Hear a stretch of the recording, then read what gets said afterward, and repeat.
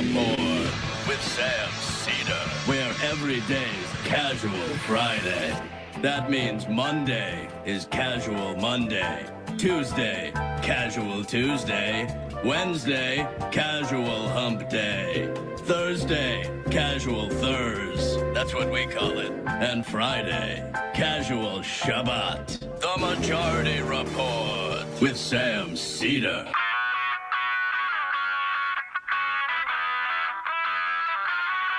It is Friday, August 25th, 2023. My name is Emma Vigeland in for Sam Seder, and this is the 5-time award-winning Majority Report. We are broadcasting live steps from the industrially ravaged Gowanus Canal in the heartland of America, downtown Brooklyn, USA. On the program today, Jamelle Bouie, columnist for the New York Times, here to break down this massive week of news. And later in the show, David Doel, aka the Rational National, will be with us to do the same. Meanwhile, inmate number P01135809, aka Donald Trump, booked and mugshotted at the Fulton County Jail yesterday evening, in prime time.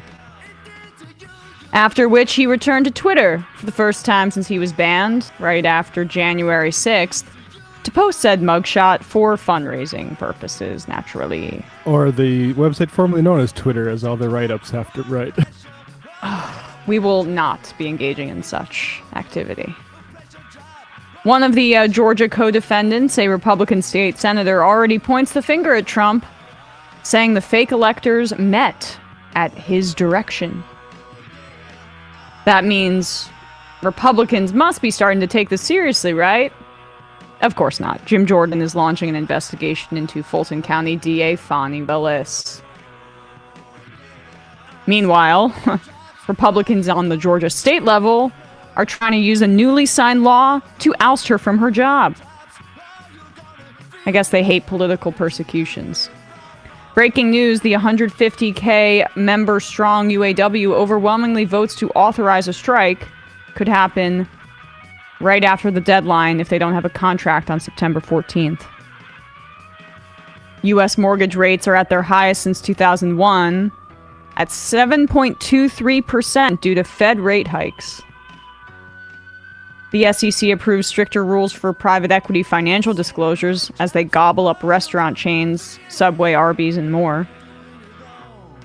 Putin denies involvement in assassinating Prigozhin. We'll just take him at his word. Meanwhile, Ukraine launches its counteroffensive in Crimea, a move that raises some eyebrows because Russia's occupied Crimea since 2014. Maui County sues Hawaiian Electric, the private utility company that services 95% of the state, for the wildfires that killed 115 people. Ohio Republicans are trying to trick voters with confusing anti-choice language on November's abortion ballot measure. COVID hospitalizations climbed 22% this week as a highly mutated variant nicknamed Pirola spreads. And lastly, Spanish Soccer Federation President Luis Rubiales refuses to step down after forcibly kissing a women's player on the lips without her consent during the World Cup award ceremony. All this and more on today's Majority Report. And this Casual Friday, this week, finally coming to an end. And it's coming to an end with some good news here. At least some fun news. We should just get right into it. And we will be spending a good amount of the first hour of this program on Donald Trump and the storied mugshot. Now, look, I'm still having fun with this. Perhaps I just have a little bit too much lib in my bones. But I got to admit, it was pretty great to see him and what he went with. You know, we didn't know if he was going to go with the smirk or the beaming, kind of mocking smile. Instead, according to his aides, he was trying to channel Churchill with this. I get like Revenge of the Sith energy, you know, when Hayden Christensen was trying to act really intensely in the third prequel movie, and he just did the scowl the whole time. when he's going to the dark side, that's how you know. So that's what the energy I get from this. Let's put this up on the screen. Yeah, there he is. I think it looks like he's trying not to cry. His eyes are very red. But the eyebrow cocking is almost like it's almost like rock level. He's sort of like can't tell if it's like ironic or not. I mean, I think he wanted to look tough. Yeah. It says never surrender after he surrendered to authorities. Never surrender upon literally surrendering. DonaldJTrump.com. Donate to my legal defense, please. That's why he posted on Twitter for the first time since January 8th, since his account was locked. There's a lot of Republicans that are saying, this is exactly, you shouldn't have done this. Don't let him get in his zone. He's really going to go off now that you did this. This is exactly where he wants us. I just say, like, all that money that could be going to Republican primaries, yes, send that to this guy's legal defense. I'm cool with that.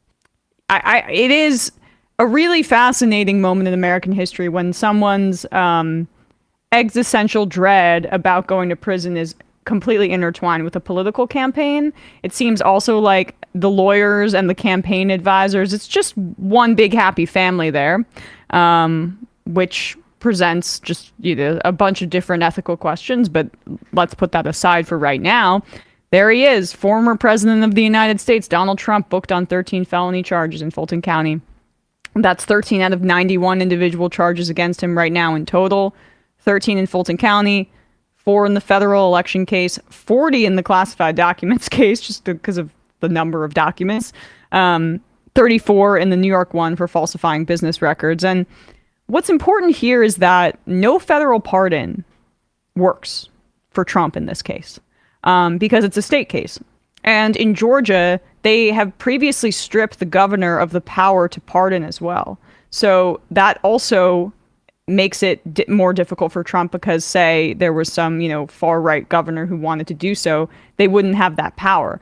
The power that they do have, though, and we'll get into this definitely with Jamelle, is that Fani Willis is in jeopardy of being ousted from office because Brian Kemp signed a law in May allowing for a basically politicized body to oust prosecutors if they are not sufficiently tough on crime, even if they're democratically elected. And this is just like a Republican playbook now to look, tough on crime and to target oftentimes non-white reformer prosecutors throughout the state if they choose to maybe not, warehouse people and lock them up with like Willie Horton sort of policy. Right. And now it can, and I'm not sure what the intention was from Kemp's end, but he signed it and they have fast tracked it. So it is supposedly going into effect on October 1st. So they could potentially try to get her out of office in retaliation for choosing to go and prosecute Donald Trump. But I guess we'll cross that bridge when we come to it. Just something to monitor.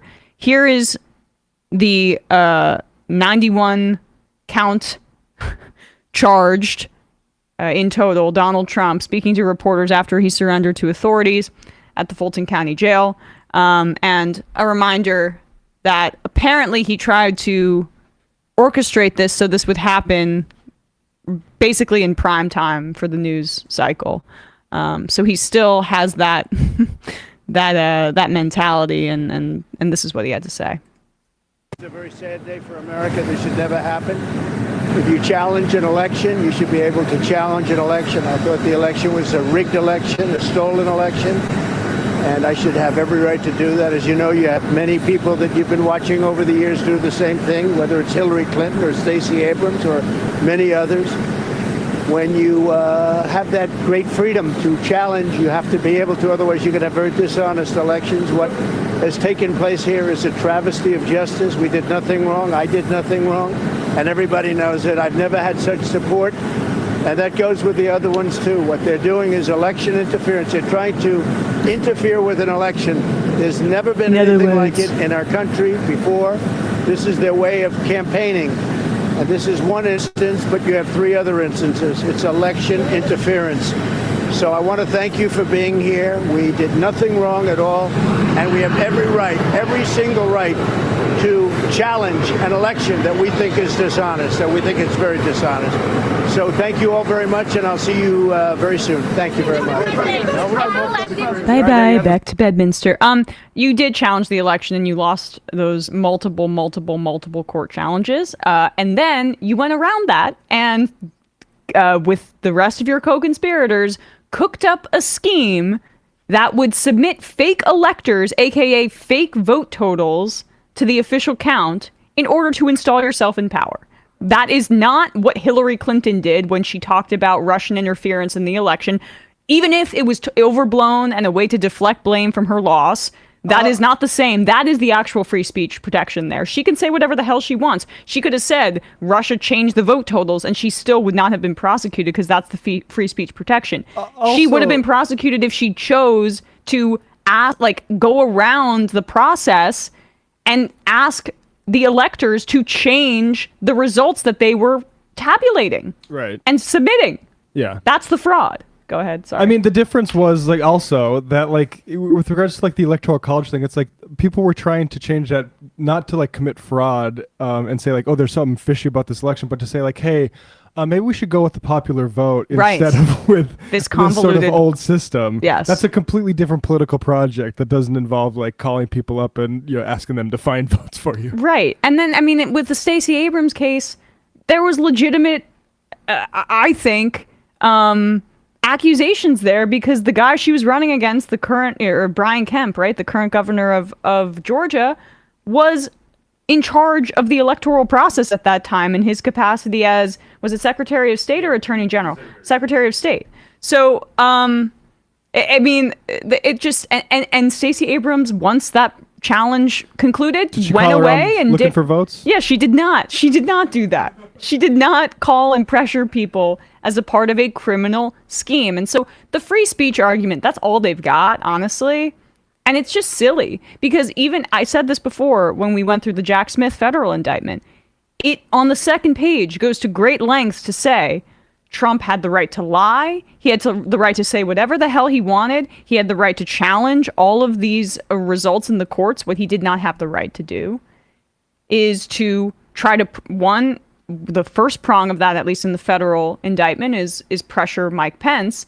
And then the one that's a little more relevant here is try to pressure either state legislatures or the electors to change the results of what they had tabulated. And so it is laughable for me. I mean, it's hard to see how at least one of the two election cases does not end in a conviction. I don't understand, based on the evidence in front of us, how that changes any, or how he's going to weasel out of this. But at the same time, I don't want to count my chickens before, I'm not protecting court cases. Yeah, we can't.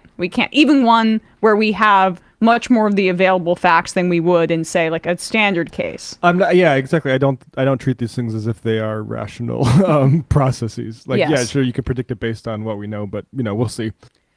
This is a good day. I mean, and hey, not a mass incarceration fan over here, right?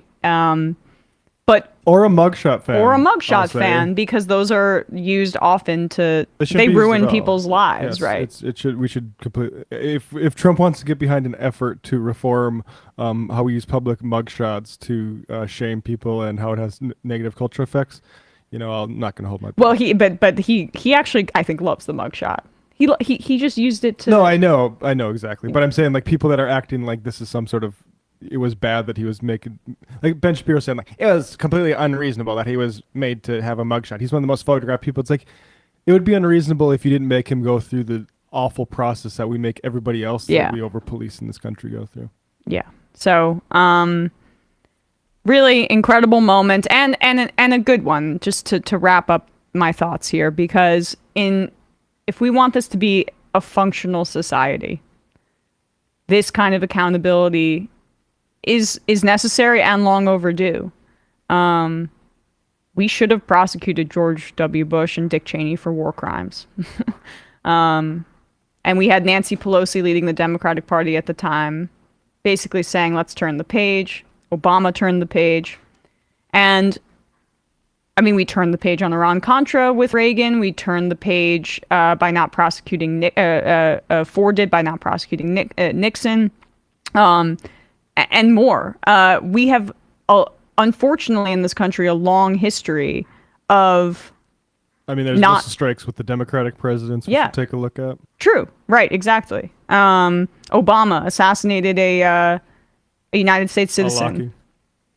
That should have been a criminal probe, but we did not do that because despite all of our high, lofty opinions of the American justice system, in fact, our track record is one of allowing powerful people to get away with things. But there's no higher crime to this country than trying to overturn the election and remain in power in spite of the popular will of the people. So sure, the documents case, the New York hush money, case, great. But the stuff about the crimes against democracy, this is where the heart of the issue is. Yeah, I agree. I think this sort of thing, the whole, like, if they can do this to a president, they can do this. Like, we know we cage more people in this country than any others. But he should be treated like Jeanine Inez in Bolivia. Like, anybody who does, these are crimes against democracy, and we do need to have, like, anybody. And to me, it's like, as somebody who, like, has long cared about free speech, I was like a big index on censorship person before I was a socialist in college. Like, I value those principles, but you have to. I think you can't talk about them without talking about how they're being used as a Trojan horse for, like, complete, like, world historical anti-democratic sort of attempts. And yeah, right. 100%. All right, guys, we have a quick word from one of our sponsors, and then when we come back, we'll be joined by Jamelle Bouie. Thank you, Emma. Sponsor for today's program, GiveWell. I've talked about GiveWell many times in the past. When you donate money to a charity, a lot of times you're going to wonder, how much impact is my dollars actually making? It's hard to find out information, hard to know, like, which charities are spending what on what, and are what they doing effective. But if you're interested in having in giving money to a charity, and you want to know what is creating the most meaningful difference for some of the poorest people in the world, check out GiveWell. They have research, evidence-backed, high-impact giving opportunities, and they share their work for everyone for free. GiveWell has spent over 15 years researching charitable organizations. They only recommend a few of the highest impact opportunities they found. Over 100,000 donors have used GiveWell to donate more than $1 billion. Rigorous evidence suggests that these donations will save over 150,000 lives and improve the lives of millions more. GiveWell wants as many donors as possible to make informed decisions about high-impact giving. You can find all of their research and recommendations on their site. It is totally free. You can make a tax-deductible donation to their recommended funds or organizations in GiveWell, and GiveWell does not take a cut. There's all sorts of things that are on their top list. Bed nets to prevent malaria. $5 can provide one net. Nets can reduce the number of malaria infections. Enough nets and a large drop in infections can save a life in expectation. Preventative medication for malaria costs about $7 to provide a child with malaria treatment through high malarial season. These treatments reduce the amount of malaria infections, and with enough treatments, also save a life in expectation. Vitamin A supplements, it costs about $1 a day. It costs about $1, I should say, to deliver vitamin A supplement to a child. Vitamin A deficiency can increase mortality rates. Vitamin A distributions can save a life by reducing vitamin A deficiency. Cash incentives for things like routine childhood vaccines cost about $160 to vaccinate an infant. This funding provides cash transfers to incentivize caregivers to bring in babies to clinics for routine childhood vaccinations. I found Give directly through GiveWell, no relation. We've donated thousands via the show to Give directly. They give great recommendations over at GiveWell. You can find exactly how much of the money is going to the charity and what impact it has. Go to givewell.org to find out more or make a donation. And if you make a donation, let them know you heard about it by choosing podcast when they ask you, how did you hear about us? And enter the Majority Report, Sam Seder, at checkout. Again, that's givewell.org. And let them know that we sent you by choosing podcast and Majority Report. Givewell.org. Now back to the show. And back. We are back now, and we are joined once again by Jamelle Bouie, columnist over at the New York Times, here to break down this week in news with us. Jamelle, thank you so much for coming on. Thank you for having me. So, important news week. Trump booked in Georgia. We got that illustrious mugshot.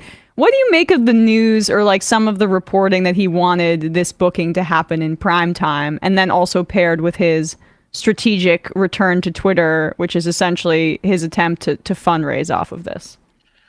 I mean, I think Trump, he is, if nothing else, an old-fashioned showman, and the way he sees it is there's no such thing as bad publicity, right? So he can he gets this booking, this mugshot, he poses for this mugshot very obviously. I wouldn't be shocked if he spent the day practicing that pose. And he can use it to fundraise, he can use it to rally his supporters, make him look persecuted. I mean, all sorts of things. I think he views it as unambiguously a good opportunity press-wise for him. And I don't think he seriously thinks anything is going to really happen to him. I think that's the other piece of this. So I think from his perspective, it makes total sense to want to turn this into like an event of sorts. I happen to think that maybe he should take it a little more seriously, given the state of his legal team and the extent to which, for each of these indictments, whether the state one or the federal one, the prosecutors appear to be quite serious about this. But I think for Trump sees it as, this is another episode of the Trump show. Do you really think that it hasn't sunk in for him that this is serious? Because it seems like at least his presidential campaign is somewhat frantic in it's existential for him, in that if he does not win the presidency, there's a very good chance he's going to prison/jail. And I don't know, it's hard to psychoanalyze him because he's so insane. But there has to be some understanding there, I would imagine. Yeah, that's the thing, right? I think if you look at his decision to run for president in the first place, if you look at this campaign, it's clear that he understands on some level that the difference between winning and losing, as he suggested, will be the difference between being able to be free and maybe be in prison, or at least be under serious legal scrutiny for the rest of his life.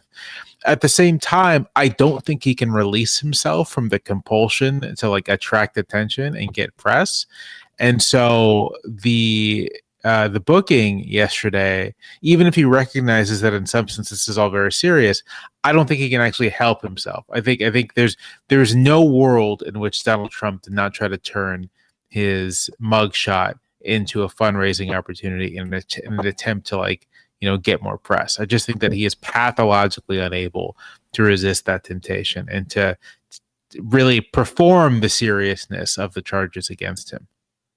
Certainly. And I mean, just reflecting on the nature of these charges as well, it can get lost in the spectacle. But this was an attempt, a well thought out attempt to overturn the democratic results of an election involving a variety of, now what's it, 19 co-conspirators, including Donald Trump in this instance for Georgia.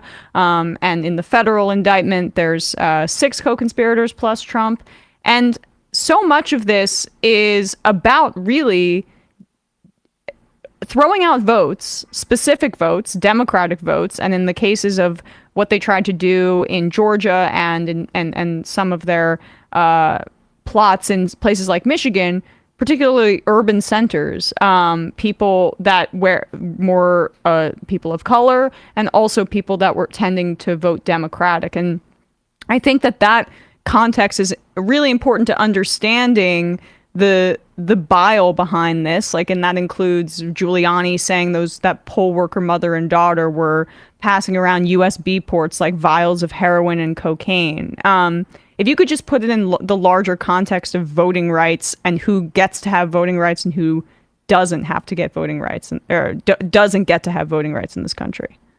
Yeah, of course. I mean, I think you kind of set it up quite well, right? That like the plot really centered on trying to invalidate, erase, whatever verb you want to use, the votes of voters in the urban centers, Atlanta, Milwaukee, Philadelphia. These are all the places they targeted, and that's sort of just like a euphemism for saying they wanted to invalidate the votes of Black people. They didn't see them as, not just that they were Democratic votes, but that in some sense they didn't really count. And that's like part of the language of Republican politics, that voters in these places don't really count. They're not really real Americans, right?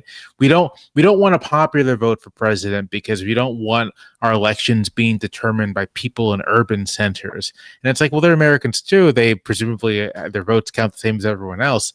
But sort of on like this it's like ontological level for a lot of folks on that side, they are unequal votes and don't deserve to have the same say. And I think the plot to steal the election was like that idea taken to its logical conclusion, right? That if those votes are illegitimate, then we should be able to erase them from the ledger and then put in the rightful president. And the other thing I want to add here is that, 2 years, it's been 2 years, 3 years since the election, just about, and then 2 years since January 6th, a little more than 2 years.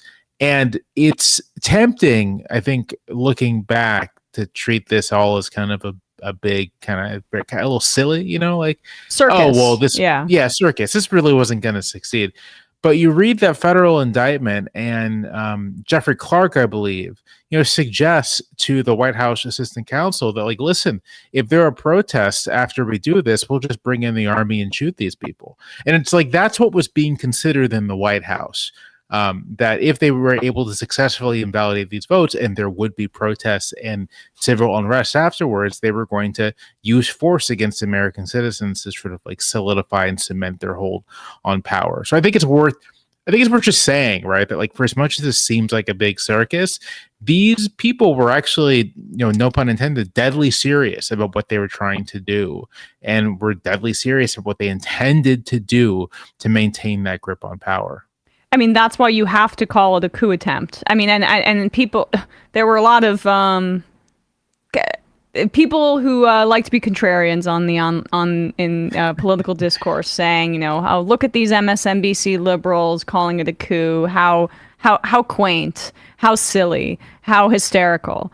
And then you see, oh no, there were attempts to also install Jeffrey Clark as the Attorney General. And only if it weren't for a Department of Justice internal revolt on that front, where they said hell no, that could have been possible, and he could have used the Insurrection Act to turn federal troops on anti-Trump protesters, just to like hammer that point home of what was being discussed at the highest levels of power in the Trump administration.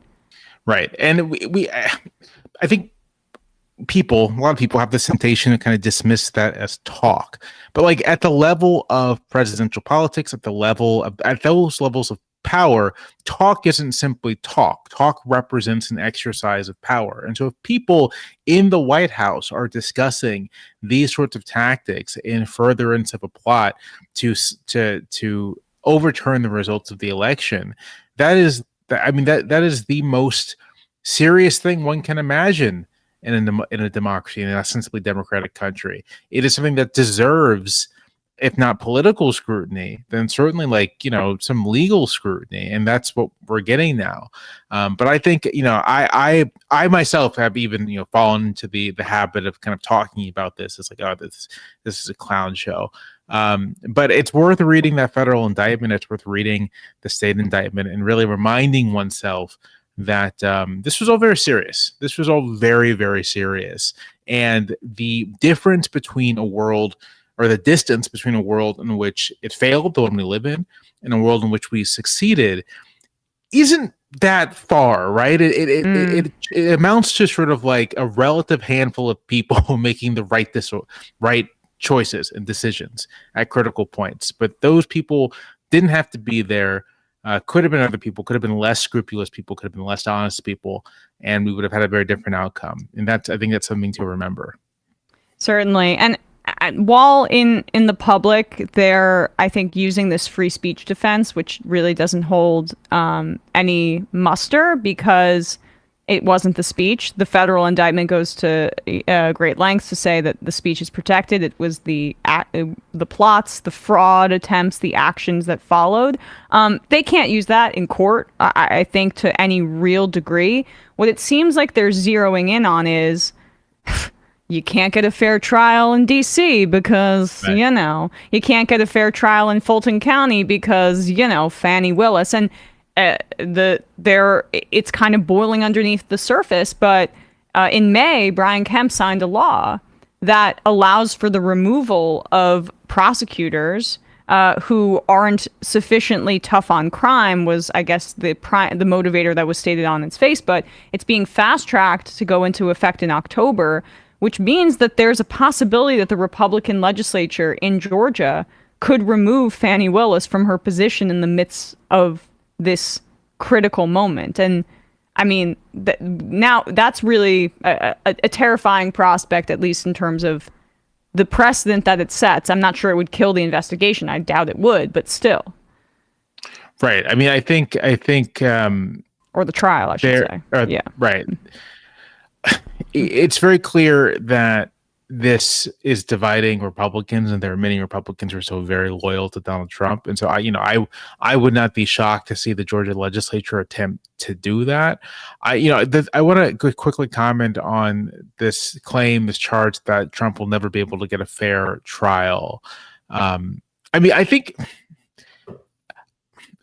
because he's Donald Trump, he's a former president, right? That does add the inherent difficulty that if people are polarized on anything, it's their views of Donald Trump, and everyone has one, and that's like a real consideration. But I've been on a jury. I was like on a week-long jury, and I will say people take that very seriously, and I think we have a habit of underestimating the degree to which Americans will take their civic duty seriously when they're presented to them seriously. When you say this is a thing to take seriously, and this is a thing to the best of your abilities, you're going to need to be unbiased and non-partial. People will really try to do that, and so I think I have a total confidence that, in fact, Donald Trump will be able to get a fair trial, even from people who likely oppose him or voted against him. I think the idea that he can't, that it's impossible, is in fact kind of buying into one of the conceits of that whole ideological movement, which is that the entire apparatus of the state, of the government, is biased against us, and so we have to dismantle it to get fairness. Like, no, people are capable of being fair. People are capable of being non-partial. And this process, I'd say, has been nothing but fair. If Donald Trump were any other person in America, the book would have been thrown at him years ago, right? Yeah. This has been beyond fair-minded and scrupulous. Yeah, even the documents case. I mean, he had months and just ignored repeated requests and then sent back some of the documents, just not all of them, in an effort to conceal what he still wanted to hang on to. And other, low-level government officials who maybe have classified information and by accident or took it, they don't get that benefit of the doubt of returning it. There was a case, and I'm blanking on the name of the person, but someone who worked with the DOJ or the FBI who's just went to jail for like 10 months because McGonigal, might have been, I can't remember the Russian the thing with the I'll double check. Yeah, just it was Charles McGonigal. Yeah, and so he actually, in that case in particular, was given as much deference and leeway as humanly possible because of his position, which is the exact opposite of his claim, obviously. Right. Yeah. So, insane stuff. But speaking of the guy that's leading in the Republican polls by 40, 50 points, that there was an audition for the B team or the C team over on Wednesday. I was gonna say over the weekend, but it hasn't been that long. On Wednesday, what was your take about that debate? Because it was a very odd exercise of nobody appearing presidential, because they all seem to be like have some collective understanding that this isn't any real exercise without the front runner being here. And I also found it odd that none of them really went after DeSantis at all. Yeah, I mean, you suggested this was the C team, and I kind of think it's the C team too. You know, there's individual critiques you could make of each of the people on the stage, right? That like Ron DeSantis, for being someone who's supposed to be this like, you know, pugilistic fighter type, was actually quite passive and unimpressive and a little whiny every time he was questioning anything. Tim Scott, who I've seen in a variety of circumstances, who's usually kind of gregarious and good-natured on the stump, is like utterly listless on the stump, like sort of struggling to make his point. Vivek Ramaswamy is, you know, the worst possible like Model UN kid ever imaginable, placed on stage. And, you know, fast talking, but not really much there. I mean, you can kind of go down the list. But the thing that struck me the most was that the relative weakness of this field is, I think, actually a testament to how much Donald Trump's dominance really is papering over all of these like profound problems within Republican politics, and that there's an extent to which the unwillingness of Republican office holders and elites to break from Trump in any serious way reflects a kind of knowledge that like if Trump is gone, then we don't really have that much. And you can even hear that in the messaging on stage on Wednesday, right? Everyone kind of reverted to this almost 2012, 2013 vintage language about the debt and the military and all these things. And it just felt like completely disconnected from any actual problems or challenges facing the country. It was all sort of reheated rhetoric from a decade ago. Yeah. Exactly the kind of rhetoric that when Trump ran in 2015 and 2016, he kind of just like tossed off and was like, this is ridiculous. These aren't the real problems. And his diagnosis, of course, was insane. But he did recognize that like what they were saying was not really responsive to what people were feeling or thinking or even wanted to hear. And it was just so strange how with him off the stage for the first time, Trump has not been on a stage like this. And what, 6 years, 7 years? He's been that presence for that long. With him not there, they didn't know what to talk about. Yeah. They didn't really know how to connect. And I think it's like a demonstration of exactly how and why Trump got to where he was within the Republican Party. He kind of remains the only guy in the field with any like juice, you know. Let's play this Nikki Haley thing, because this fits into what I wanted to talk with you about, Jamelle. Just how Vivek took the maximalist positions on all of, the most brutish Republican impulses, whether it be just being incredibly, saying, I want Israel's border policies down at the Mexico border, or saying the climate change agenda is a hoax, right? So giving the red meat to the base, and he has the ability to do so with no real political background.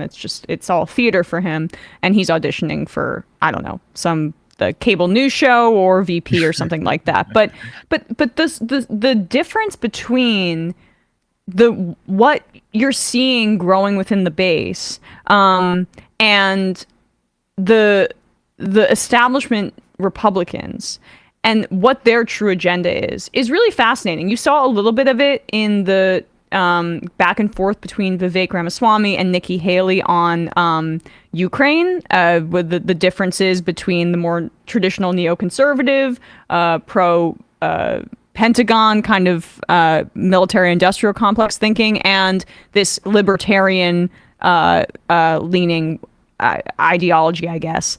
But also what they didn't flesh out is Nikki Haley and Chris Christie and some of the other traditional Republicans want to cut Social Security and Medicare.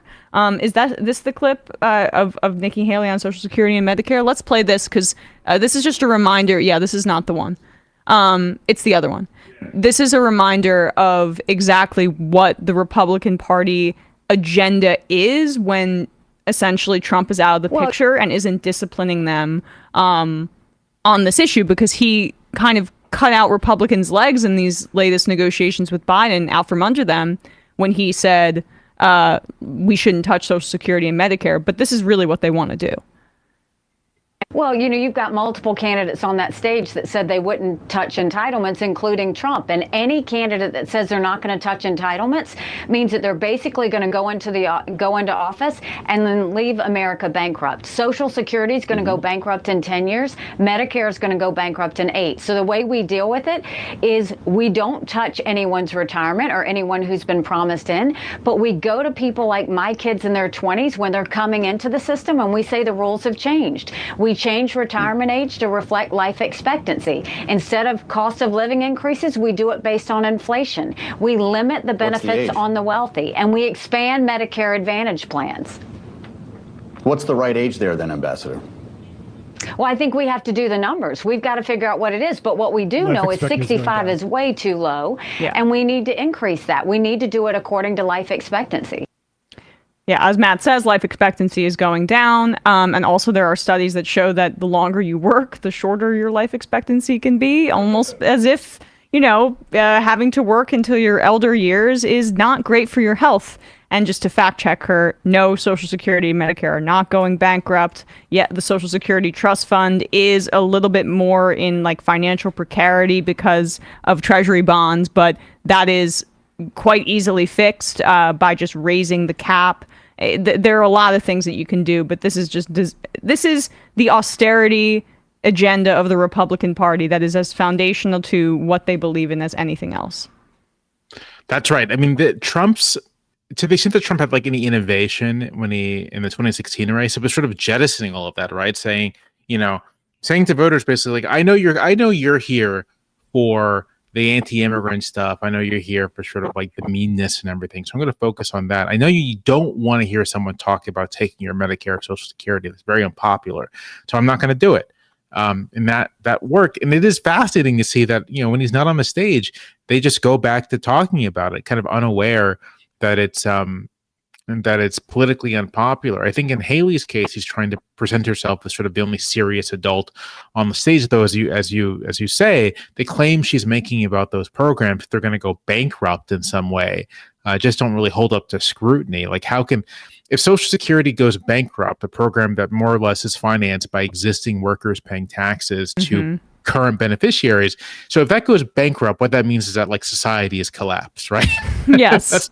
that's what that means. It's self-sustaining. I mean, it's right. In theory, but they want to be able to cut into it and create more leverage for people to remain in the workforce. That's their agenda.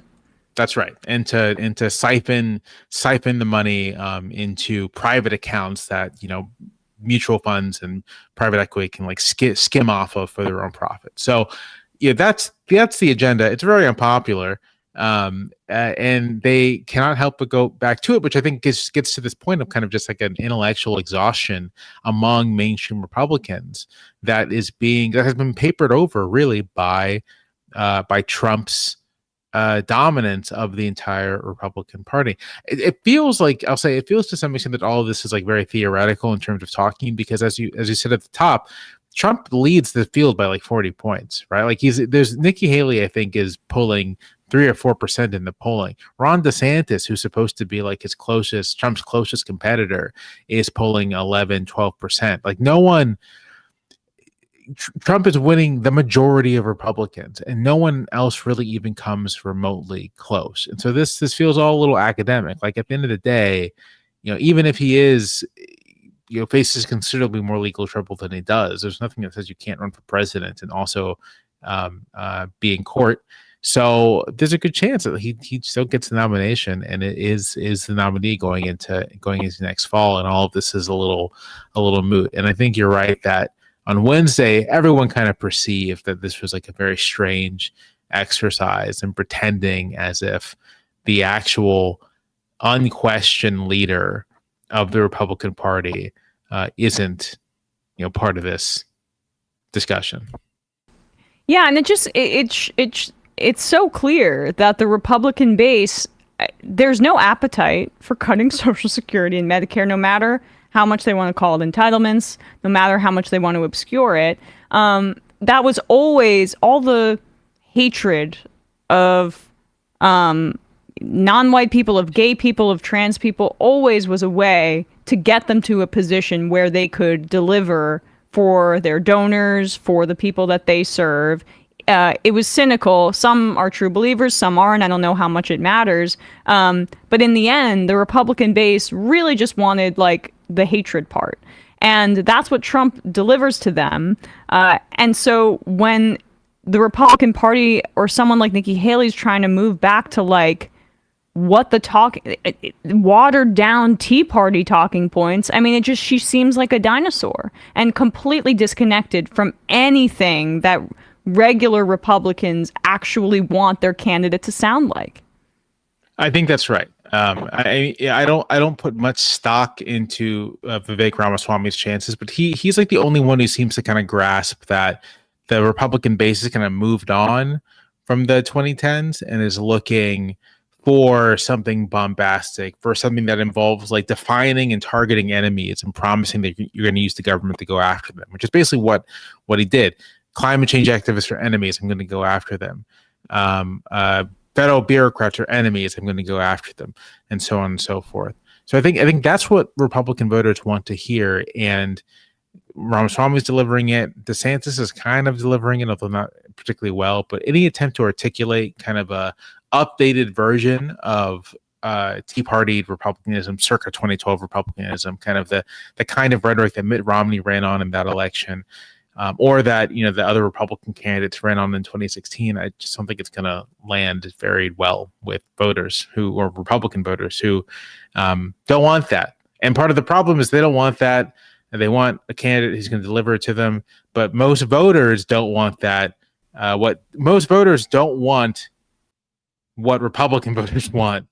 And so that puts the nominee in a difficult position. Just to make one quick point about that debate, it was interesting, right, that they had this whole exchange about abortion, which kind of hinged around Haley really trying to get everyone to not talk about it. Yep.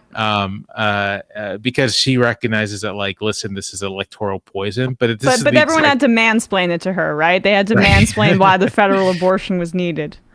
Or federal abortion ban, I should say. But this is like the dilemma, right? Republican voters want to hear a nominee say, I'm going to get to Washington and I'm going to ban abortion.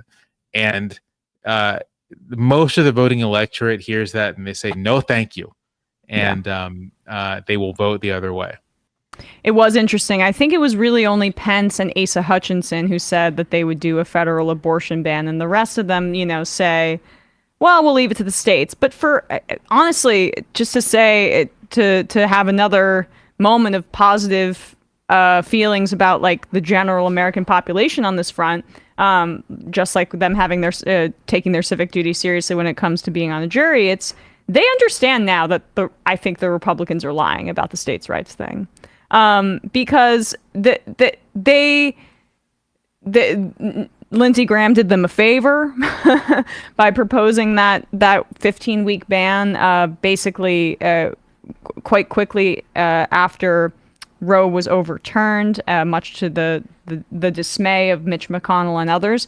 But there's no trust there on this issue, and abortion rights are broadly popular, and we'll see what happens in Ohio in November, right, when they take that up on the ballot. But this is a really Trump is a losing issue for them if he's the candidate, obviously, and abortion is, and this is perhaps the saving grace for Biden, who in any other time would be a weak candidate, but he has great negative partisanship on his side and the twin issues of like the democracy at stake and your abortion rights at stake.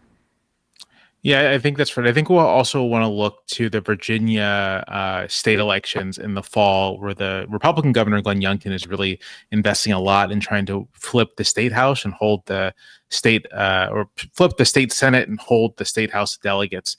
If he can do that, then he'll have the votes to do an abortion ban. So this election in Virginia is really being fought on the question of abortion rights, although Republicans are doing as much as they can to avoid talking about it. I think if Democrats can hold the state Senate, then that will also give us a sense of where the public is in terms of, how they connect Republicans winning elections to the future of their rights. Right, exactly. Let's briefly touch on this too, just because the planet burning in front of us is something maybe we should talk about on our program. Yeah, Maui. The images out of Lahaina, the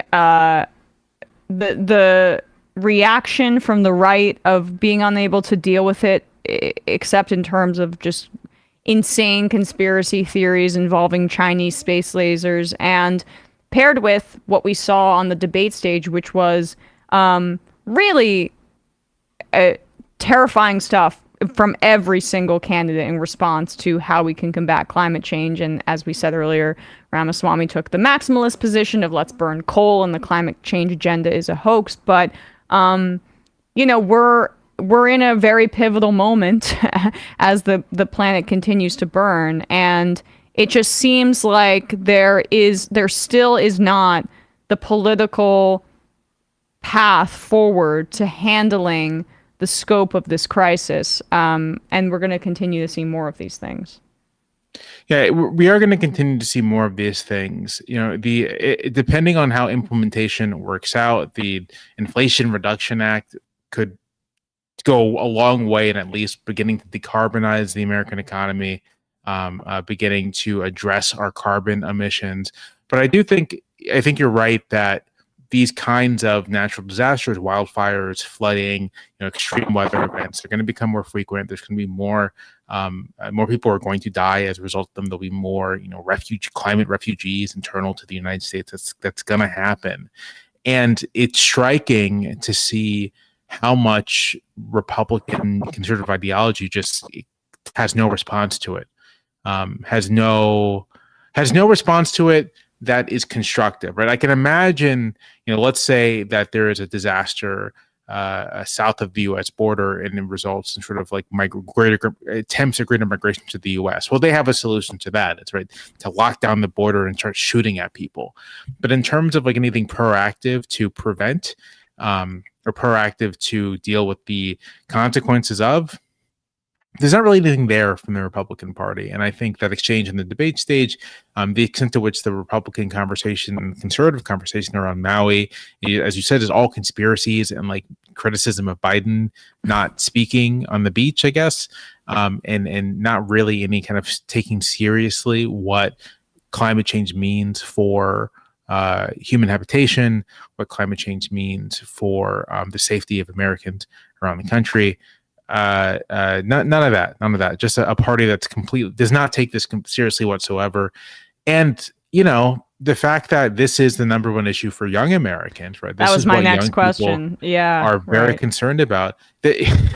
Ramaswamy has that proposal to like raise the voting age to 25 by constitutional amendment, which isn't going to happen. But you can see why a guy who thinks climate change is a hoax would also want that too, right? Like if you are aware that the number one issue for voters under 30 basically is something you're just never going to try to really address, and that's going to polarize those voters against you.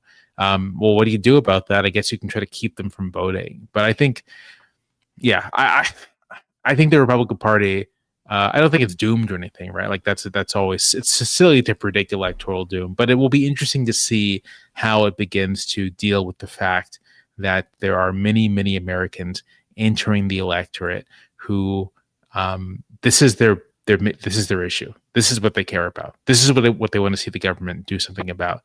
And you're saying to them, I don't even believe it exists. That disconnect, I don't understand. I don't know how they can bridge it.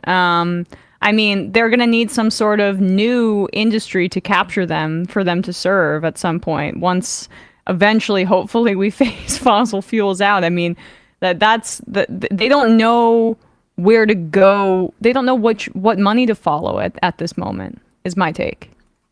Yeah, maybe that's it. I think we should never underestimate sincerity. I think there's probably a lot of sincere belief that it is actually like all overstated. But as these, we had 100-degree waters, right? Like as these events keep stacking up, it's going to be interesting to see how that political movement integrates the knowledge into its own goals. And maybe it doesn't at all. And maybe it just is in a permanent state of denial. Which is bad for everyone, right? Like it would be better. It would be better. I'm not saying I would agree with Republican climate change solutions, but it would be better if they had like ideas and like proposals, right? You can negotiate with that. It's hard to negotiate with someone who like stares you dead in the face and says like, well, I just don't think the thing is real. Those clouds in the horizon that you say you see, they're not there. Right. Well, Jamelle Bouie, columnist over at the New York Times, proprietor of the Unclear and Present Danger podcast. I meant to plug that at the start. Thanks so much for coming on today. I really appreciate it. Thank you for having me. Of course. All right, guys, quick break. And when we come back, we'll be joined by David Doel.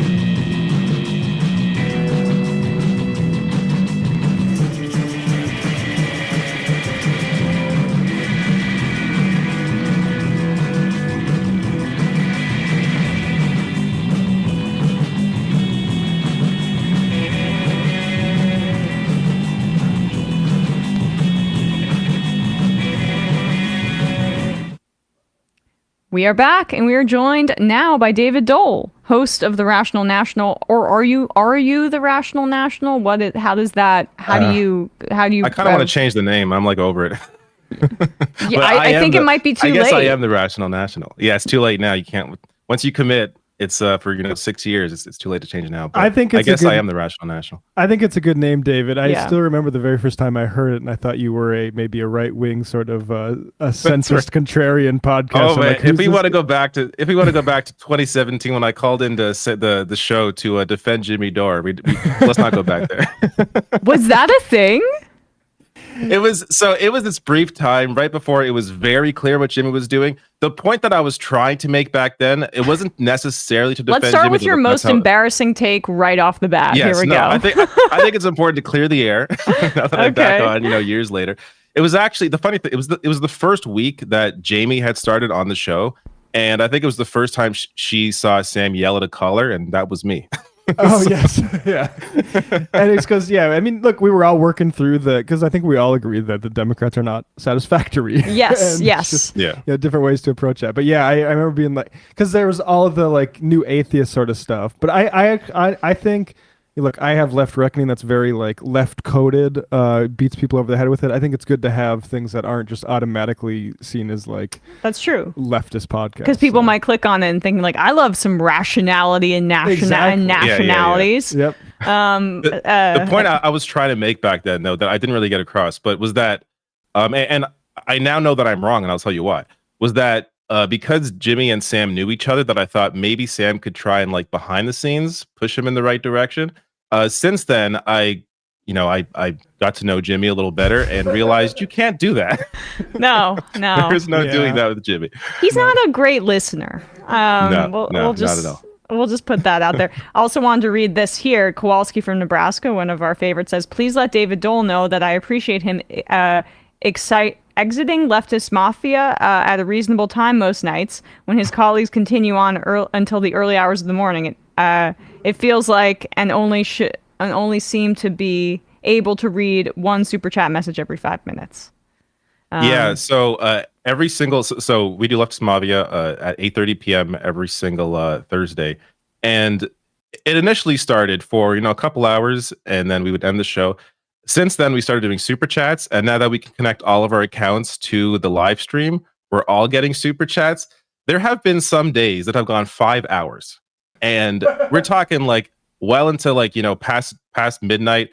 I have a child. I have to wake up in the morning. I mean, to be fair, Binder has two. I don't know how the hell he does it, but he's on all night answering all the super chats. Last night, I'm like, I got to bow out early because we also covered the debate live the day before, and that was just too draining for me to do 2 4-hour streams in a row. I just bowed out. Yeah, I hear you. Binder just, he's built different, as the kids say.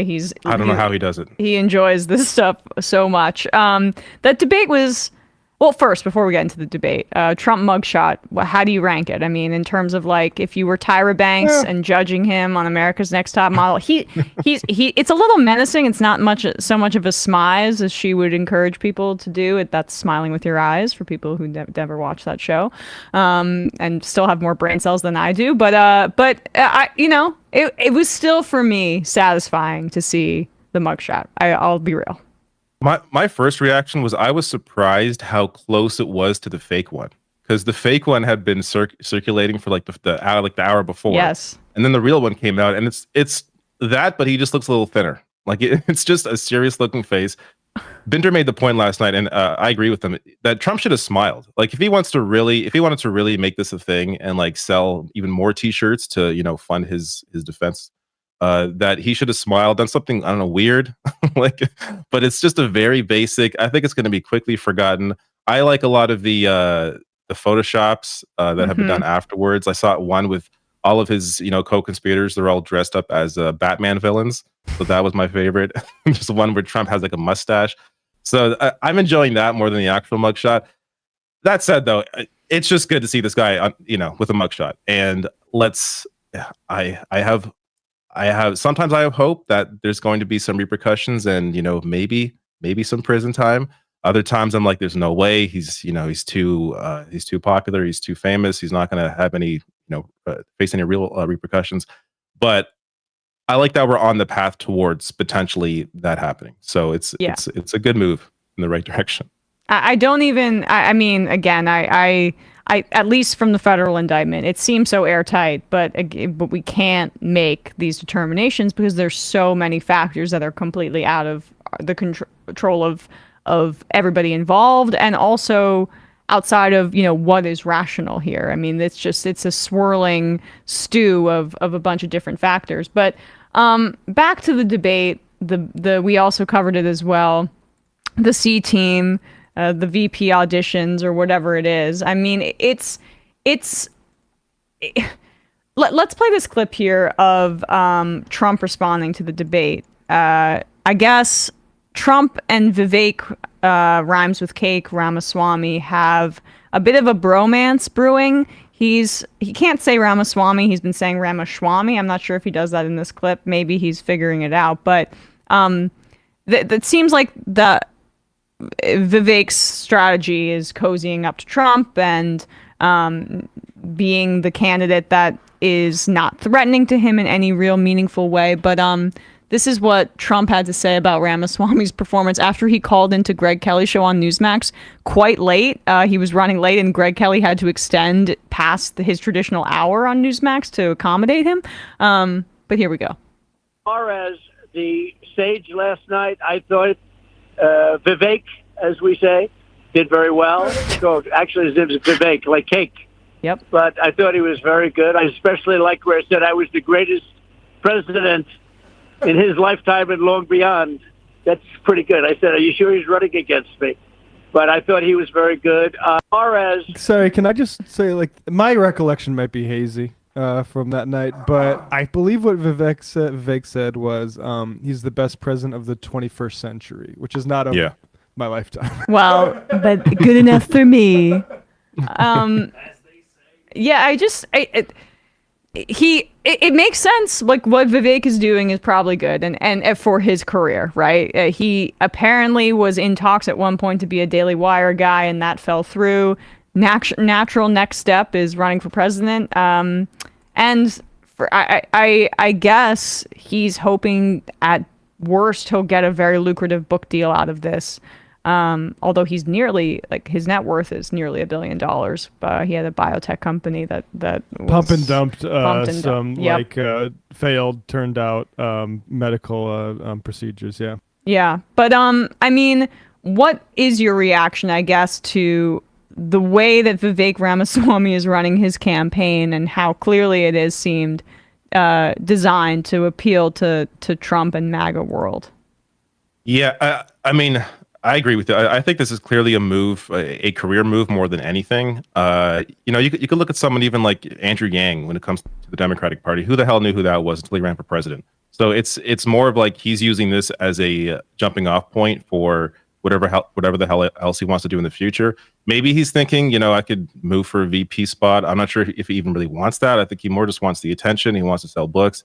And, do we know why he rose so prominently? I mean, obviously his wealth is a part of it, but I'm just curious why media latched onto him so quickly. It seems like he really came out of nowhere, and now we all know who this guy is, and he's like skyrocketing.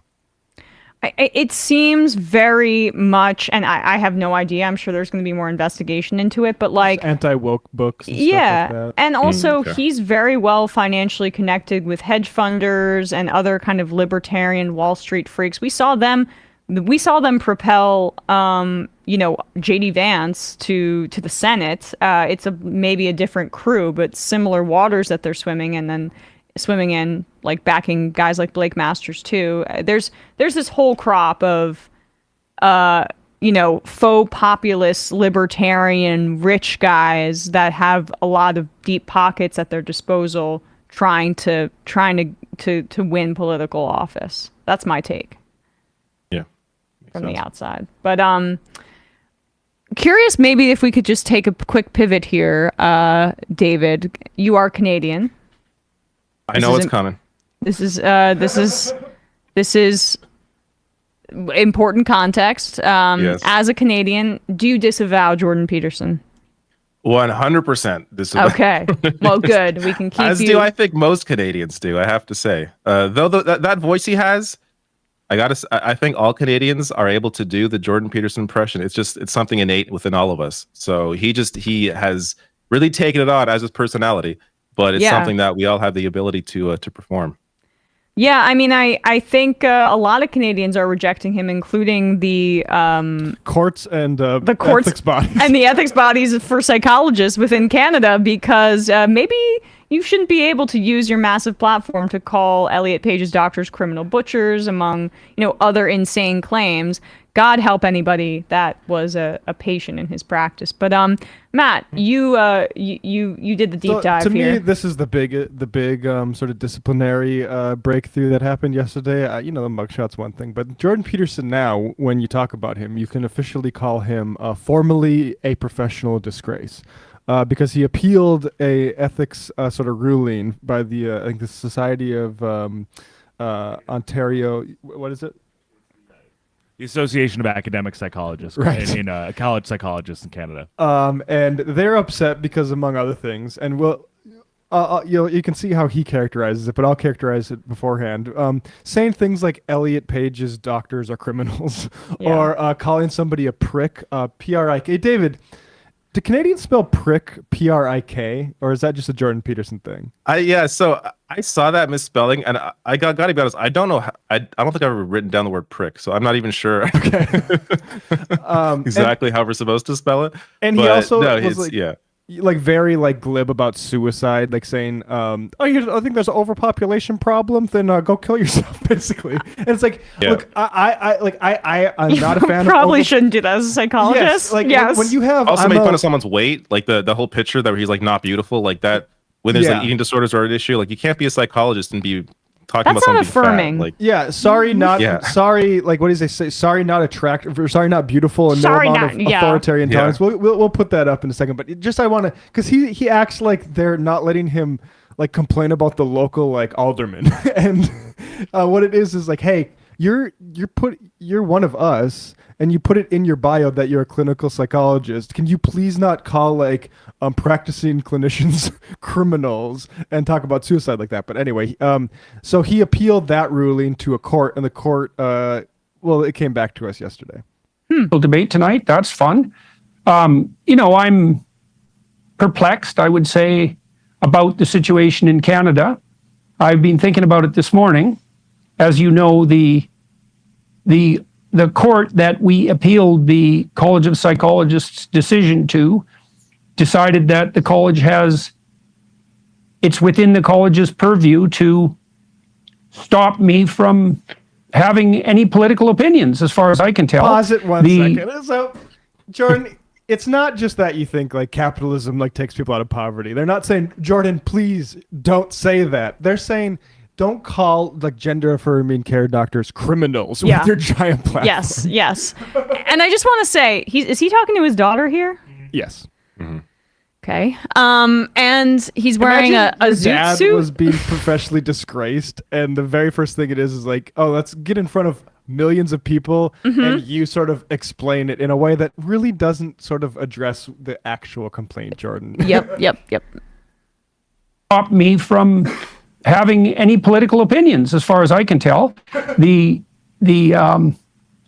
decision, which I posted on Twitter and will post in the description of this video, starts out by making a case for the fundamental reality of freedom of speech for Canadians in Canada, and then says, but, and that's always a bad start when you're talking about freedom of speech, but apparently the college has the right to decide that I can be re-educated forcibly with the risk of my license.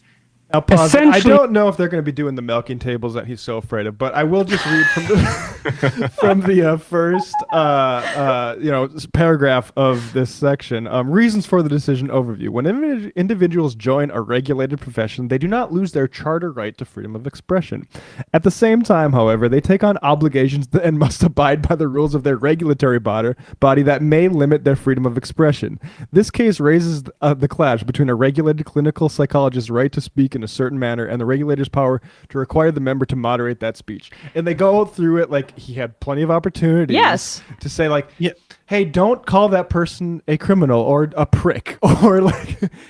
And doesn't he just have to take an online course, and that is the authoritarian all he had to do censorship. All he had to do is take a social media course, and this would have been like it. But this is why he didn't do that, and why he doesn't ultimately care. He doesn't need. First of all, he's not currently practicing, so he doesn't need this license. So it's it's more lucrative for him to use this as a way to play victim, and use this as a way to this video has like what, 1 million views now, I bet. Like this is a new grift for him.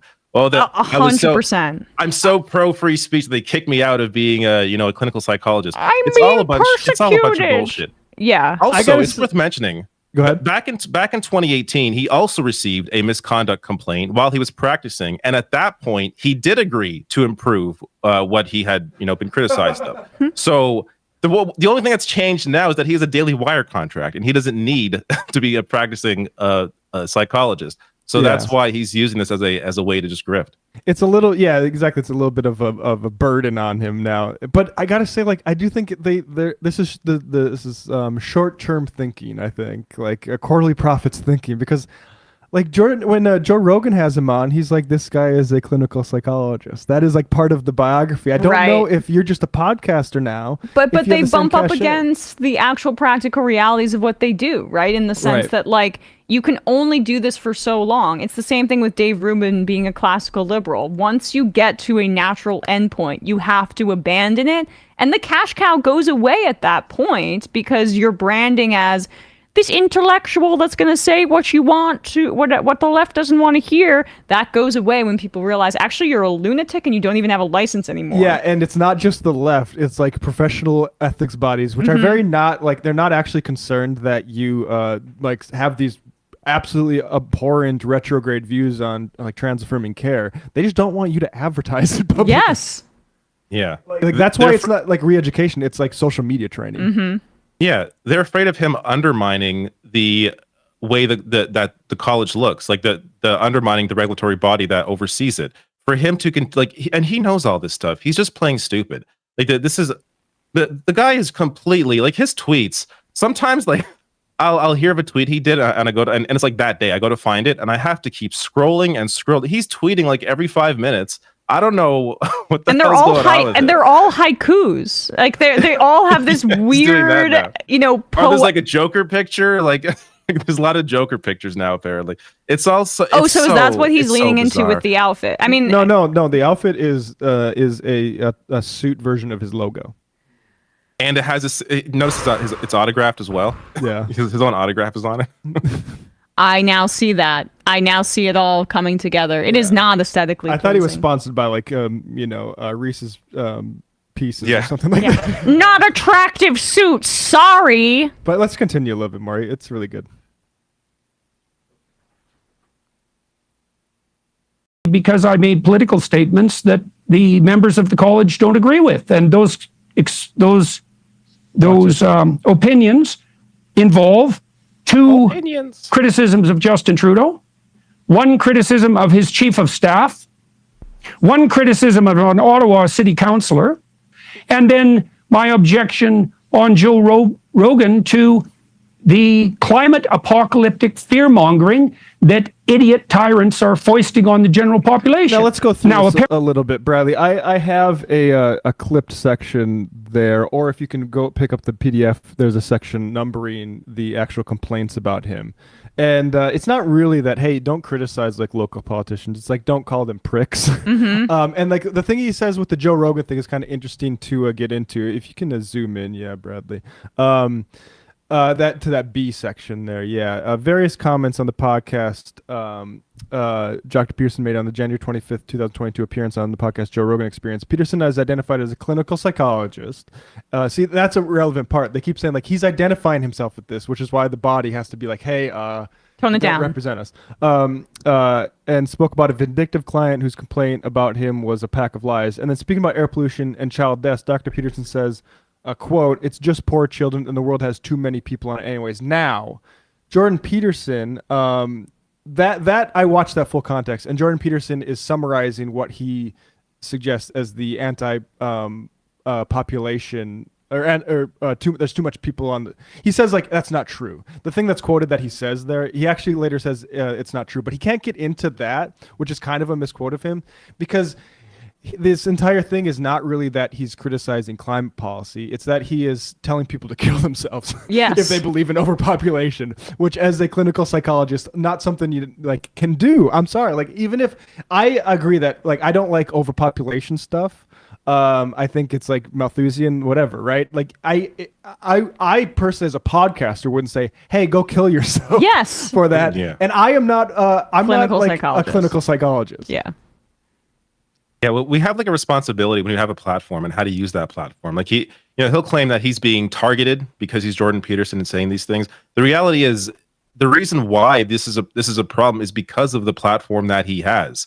And even so, during the initial complaint, there was one of the psychologists came out and said, if I had done a quarter of the things that he said, I would be questioned. Like my license would be taken away. And that's someone who isn't well known, right? So you have somebody who you magnify that times a million with someone like Jordan Peterson. It's even more important to deal with this because of the focus that is on him as this public figure. Yeah. And just another one, lest you take his like, oh, they won't let me criticize the local politicians. A tweet on February 19, 2022, in which Dr. Peterson commented that Catherine McKenney, an Ottawa city councillor who uses they, them pronouns, was a, quote, appalling, self-righteous, moralizing thing. Yeah. Oh, yeah. So it's like, bro, like, you're engaging in like active dehumanization. I'm sorry for doing politics. Right. Like, yeah. And he still has the 100% right to engage in this in a capacity that is not as a clinical psychologist. Exactly. If he wants to rip up and resign from his post or make sure that it's publicly clear that he's no longer acting in that capacity, but that undercuts him from a financial perspective and the branding that he's been putting forward as this faux intellectual. Should we keep going? Yeah, we should. Yeah. fear-mongering that idiot tyrants are foisting on the general population. Now, apparently that makes me unprofessional and a disgrace to the profession, such that I am now going to be required, the college can go ahead with this, to put me into a re-education program with their so-called social media experts. And that's also, by the way, a profession that does not exist, until I learn my lesson, whatever that is, regardless of how much time that takes, by their judgment. Or they can take my license away. And so the court says, well, of course you have freedom of speech, Dr. Peterson, but because you're a professional, you're bound by your professional organization. And apparently they're not bound, even though they're a government organization, fundamentally. Apparently they're not bound by that fundamental constitutional axiom. And so that shows you all you... They're not, it's not like they're free speech that they're doing, where they're like, they can decide what their ethics are and who they're allowed to have represent them publicly. That, like, I don't know what he's saying. Like, well, you guys get to have free speech by saying I'm a freak that has bad opinions, but I don't get allowed to have free speech. That's a hypocritical. Yeah. Yeah, they have different standards than, just general free speech in Canada. Like, he can still go on and say whatever dumb shit he wants on Twitter. He just doesn't get to call himself a clinical psychologist. Pretty simple. And this is, again, he knows all this, and he is simply using this as a jumping off point, because all he has to do is take this course, but he does not want to change how he behaves online. I think that's the most important point here, is that even if he took the course, he's not going to change, and he realizes at some point it's going to be taken away anyways. I'm sure somewhere, but maybe it's in his contract for the Daily Wire, where you have to, keep up this sort of this sort of persona that he has developed for himself.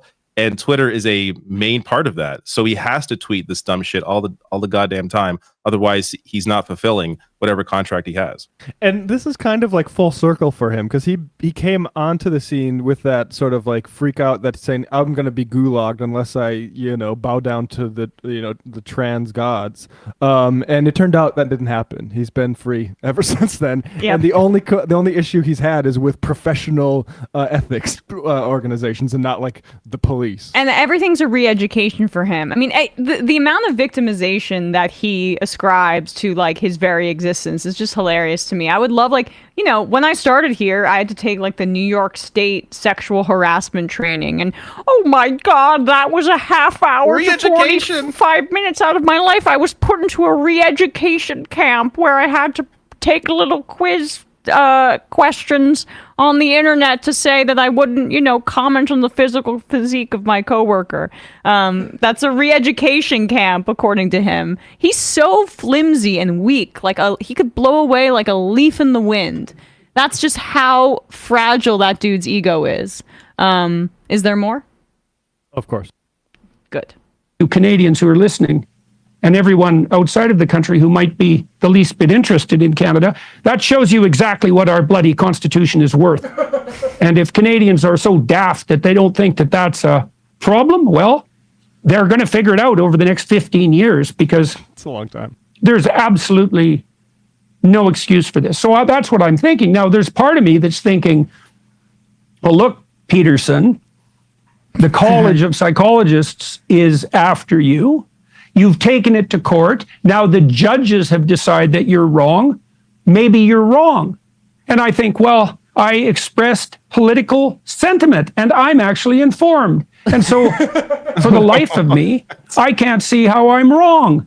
That person is I think I have a responsibility to say what I think, and I think many people agree with that. And I think the fundamental consequence of that around the world has been massively beneficial to people. Oh my God. So I think, number one, what the hell? And number two, bring it on and see what happens. Because I will make absolutely every bit of this public in a way that the college and the courts can hardly even imagine. Oh, all right. Pause it for a second. See who cancels who. His Jesus complex is unreal. Go to section 16 here in this PDF that So this is what it says. On September 6, 2022, Dr. Peterson rejected the ICRC's proposal. In a lengthy letter to the college, Dr. Peterson acknowledged that his various social media platforms he utilizes requires careful attention to and care to be used appropriately, and that he had already implemented a solution to respond to the college's concerns. Okay, so what are these solutions that he's referring to?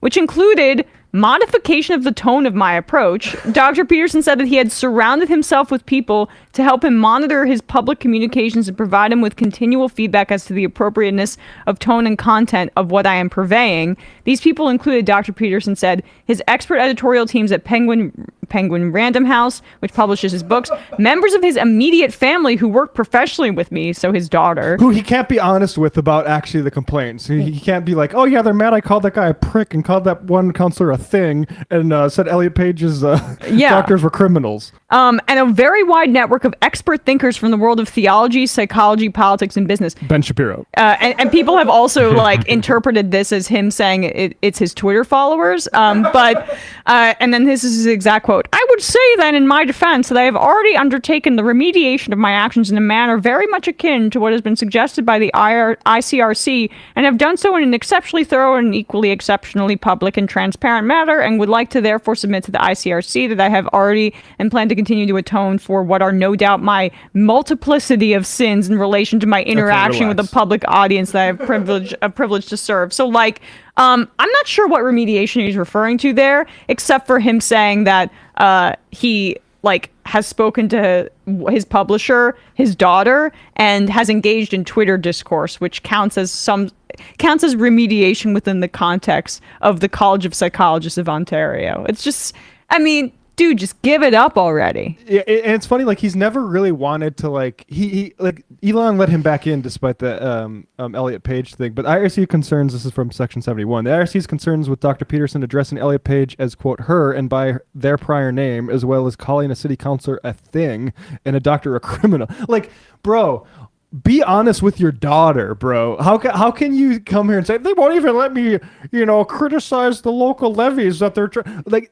Be honest with why you're being criticized. Yes. It is not political opinions. It's not you saying even that climate change is a hoax. It's you saying, hey, you believe in overpopulation, go kill yourself. Yeah. Signed a clinical psychologist. I do wonder how much of this is an act and how much of it he truly believes, because he's clearly worked himself into believing that he is the victim here. But, when the doors are closed, when the cameras are off, is he sitting there thinking they're right? Like he's a smart enough guy to know. Like he has, especially considering in 2018 he acknowledged he had problems and he tried to change them. It's just he doesn't need that. He doesn't need that license now. So it's a different situation. I got remediated in Russia. Yeah, I mean he the coma totally was me repenting for my sins. Ate all meat diet, and you still want me to stop saying these things about doctors.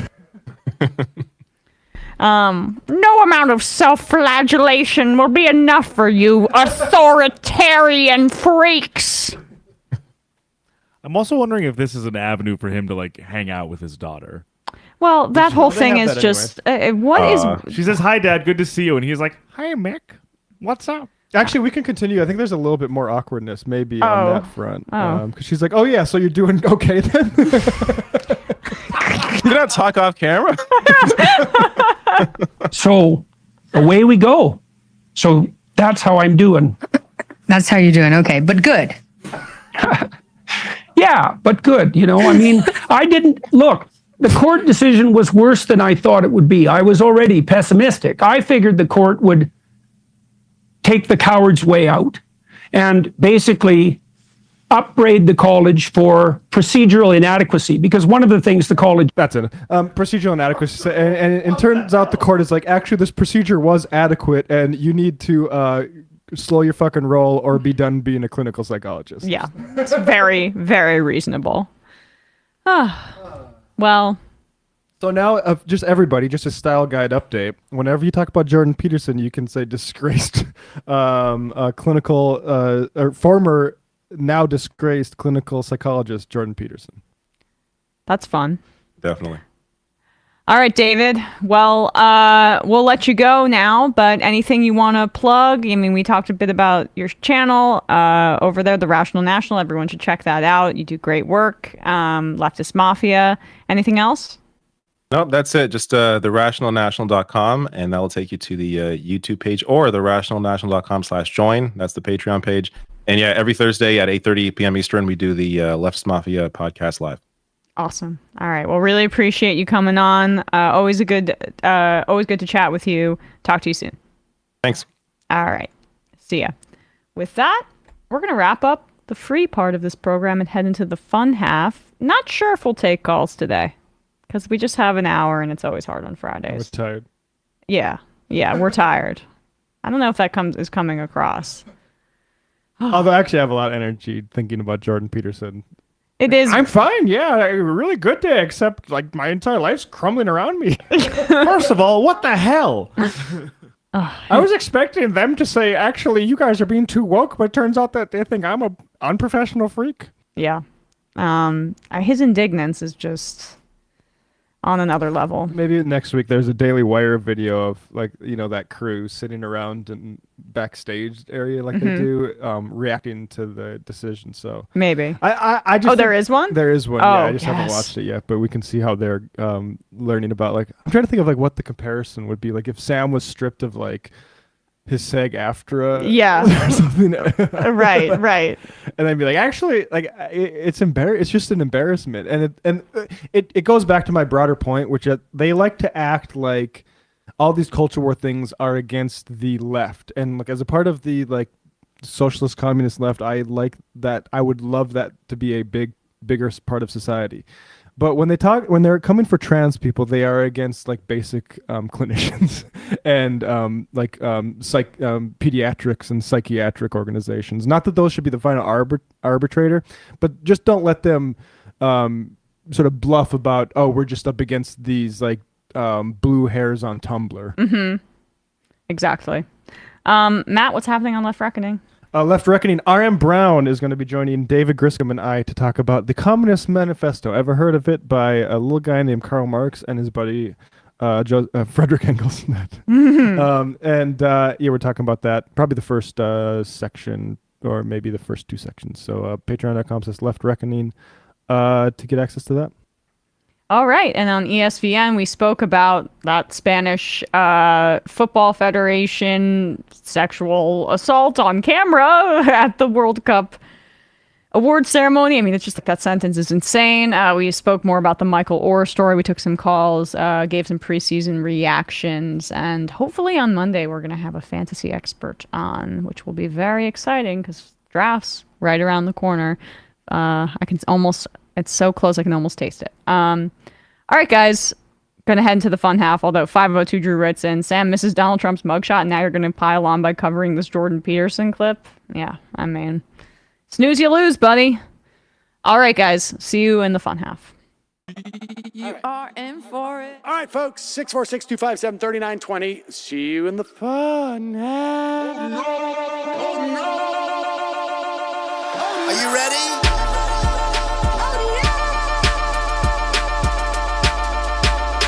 Who sent us this? Alpha males are back. Boy is back. And the alpha males are back. Just as delicious as you could imagine. The alpha males are back. Boy is back. And the alpha males are back. Just wanna degrade the white man. Alpha males are back. I take all of it in my throat. Alpha males are back. Snowflake says what? The alpha males are back. You are a madman. And the alpha males are back. Oh no, Sam Seder! What a fucking nightmare!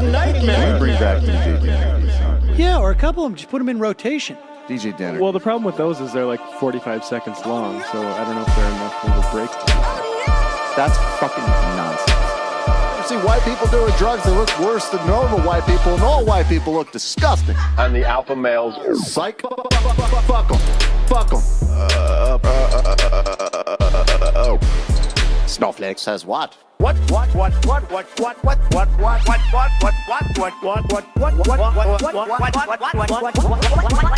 says what? A hell of a lot of bank. A hell of a lot of bank. A hell of a lot of bank. Okay, I'm making stupid money. Hell of a lot of bank. A hell of a lot of bank. All lives matter. Have you tried doing an impression on a college campus? I think that there's no reason why reasonable people across the divide can't all agree with this. Psych. And the alpha males are back. And the Africans are black African. And the alpha males are black. And the Africans are back.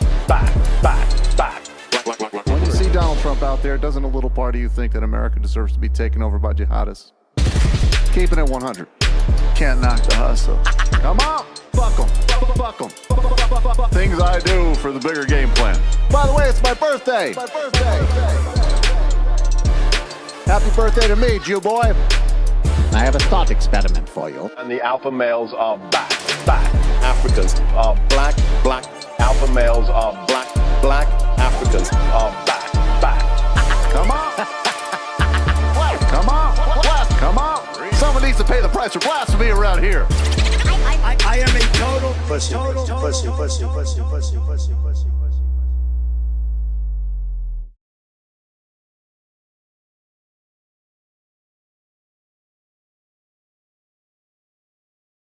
Live. Oh, there we go. That was a close call. Checking my teeth. It's always an issue when I have a salad. I get paranoid. I think it happened to me one time, and I'll never forget it. Having lettuce in my teeth. They let you hear about it? Yeah, I'm pretty sure. Or like it was, it might have been or lipstick. You just noticed about it. And then... yeah, perhaps. I mean, either way, it's just, I got to place my anxiety somewhere. Colleen from Connecticut, to answer David Doel's question about Binder, Coca-Cola, lots of Coca-Cola. A normal person is like 60% water. Binder is 70% Coca-Cola. That's how he streams till sunrise. True. Jasma Sound, oh my god, Jordan Peterson's overly verbose, whiny way of speaking just drives me up a wall. I would strip him of his freedom of speech rights just for that to be honest, but your imitations of him are like therapy to my ears. Keep it up, guys. The real thing that Jordan Peterson is discovering, isn't that like the Constitution should you're guaranteed your right to free speech by like any sort of association needs to allow you to say whatever you want and continue being associated with it. But the real way to guarantee free speech, and I've been saying this since John Ronson's "So You've Been Publicly Shamed" book, about that woman who's said the tweets and it's like, has Justine landed yet thing. But the real way to do free speech, the real problem with free speech is to decommodify the essentials, so that if you do say something, or you're like, for instance, calling doctors criminals and want to continue to be able to do that, you're not financially ruined. You're not ruined, and yeah, exactly. Yeah. Dan from Columbus, underrated but worth mentioning. Michaela Peterson almost killed her dad when she gave him COVID while partying in Europe with Andrew Tate. Oh boy. Brandon Tarkatoff, why do we always forget that this critic of others, Jordan Peterson, spent the better part of a year addicted to benzos, probably kidnapped in Russia by his daughter and her boyfriend? I still don't understand how he was allowed to come back from all this. And I kind of feel like it was because our side was reluctant to pile on and kick him when he's down. I remember a lot of sensitive disclaimers about mental health and addiction at that time. No. I get that we don't want to be cruel to... No. I don't think this is why. The reason Jordan Peterson persists isn't because we were too kind in that moment, because I saw a lot of people that weren't kind and appreciated it. And I don't think that the things would be meaningfully changed if everybody was doing that. Like, the reason Peterson persists is because he's an asset. He's invested in. Yeah. There's capital behind him. Yes. And they like what he says and the credibility that he's built up somehow. And so that's why. And he directs anger towards like an unjust society towards women. Exactly. That's very useful. He's been the hierarchy naturalizer with some of the vocabulary the entire time. So he's valuable to them. And so that's why he persists. I think his value is running out, I will say. Oh yeah, you can be spent and like that. It's It's almost like Daily Wire is giving contracts to the players after they do the sort of biggest work. He's doing the Knicks like for the past 20 years. Yeah. Give Carmelo a big contract. Yeah. Oh gosh, Amari Stoudemire's knee is like blown out again. Jordan Peterson losing the ability to call himself a clinical psychologist is like Amari Stoudemire losing his ACL. Yeah. But honestly, they have so much money that it's more akin to like a baseball team doing that, where they have no salary cap. Just to stretch the metaphor even further for the audience. St. James, hello and happy Casual Friday, a Majority Report crew. I am on behalf of Lux with some good news. The NLRB has ruled that if bosses commit unfair labor practices in the run-up to a union election, then the election will be canceled and the board will order the employer to immediately recognize and bargain with the union. Union busting just got a lot harder. Well, that's great. I hadn't seen that news yet, but that's pretty awesome. Yeah. Yeah, so I guess this was breaking in the middle of the show. A few IMs about it. That is very exciting. Oh, yeah. Maybe get a guest or something. Dr. Dragon Rider, tell David to do the Jordan Peterson voice or chat will not be happy or sleep well. I'm sorry. Barb, MR Fan, Rational National on the Majority Report, my two favorite progressive folks together. I like to do that sometimes. I'm like, David's channel's really big, but just getting some integration, promoting his stuff too, because he does really good work. Mark Monkey, Trump with the Kubrick stare. Yeah, not a great choice considering he's trying to get sympathy. I don't think he is trying to get sympathy. Yes, let's give... Well... It's hard to know. Like, I just don't think... I'm thinking of, like, the type of Republicans that I have access to that, like, weren't exactly thrilled with January 6th. And I don't think... I think the people online, Republicans, they love the mugshot and how, like, mad he looks because that's what their internal life is anyway, making that face at, like, Barbie dolls and stuff like that. But, like, normal people, I don't think they want to, like... this revenge tour. Normal people, yes, but there aren't enough random Republicans to kind of primary. Yeah. The question is whether they use, and I honestly I want to spend more time on this. Maybe we will at some point next week. The 14th Amendment. If Asa Hutchinson floated that at the debate, and maybe we can find that. If we can find that clip of Asa Hutchinson, I'd like to talk about it a little more and just kind of plant my flag there. I'll read in a few more IMs while you pull that up. Dan from Columbus, isn't a plot point in Animal Farm that they initially set aside a pasture for old animals to retire and then the pigs get rid of that plan? I always think about that when Republicans talk about cutting Social Security. I think you're right. I read Animal Farm a long time ago. Sorry, what was the question? There's a plot point in Animal Farm that, like, the pigs, there's a place for older pigs to go out to pasture and then they get rid of that. And he was saying it's similar to Republicans getting rid of Social Security.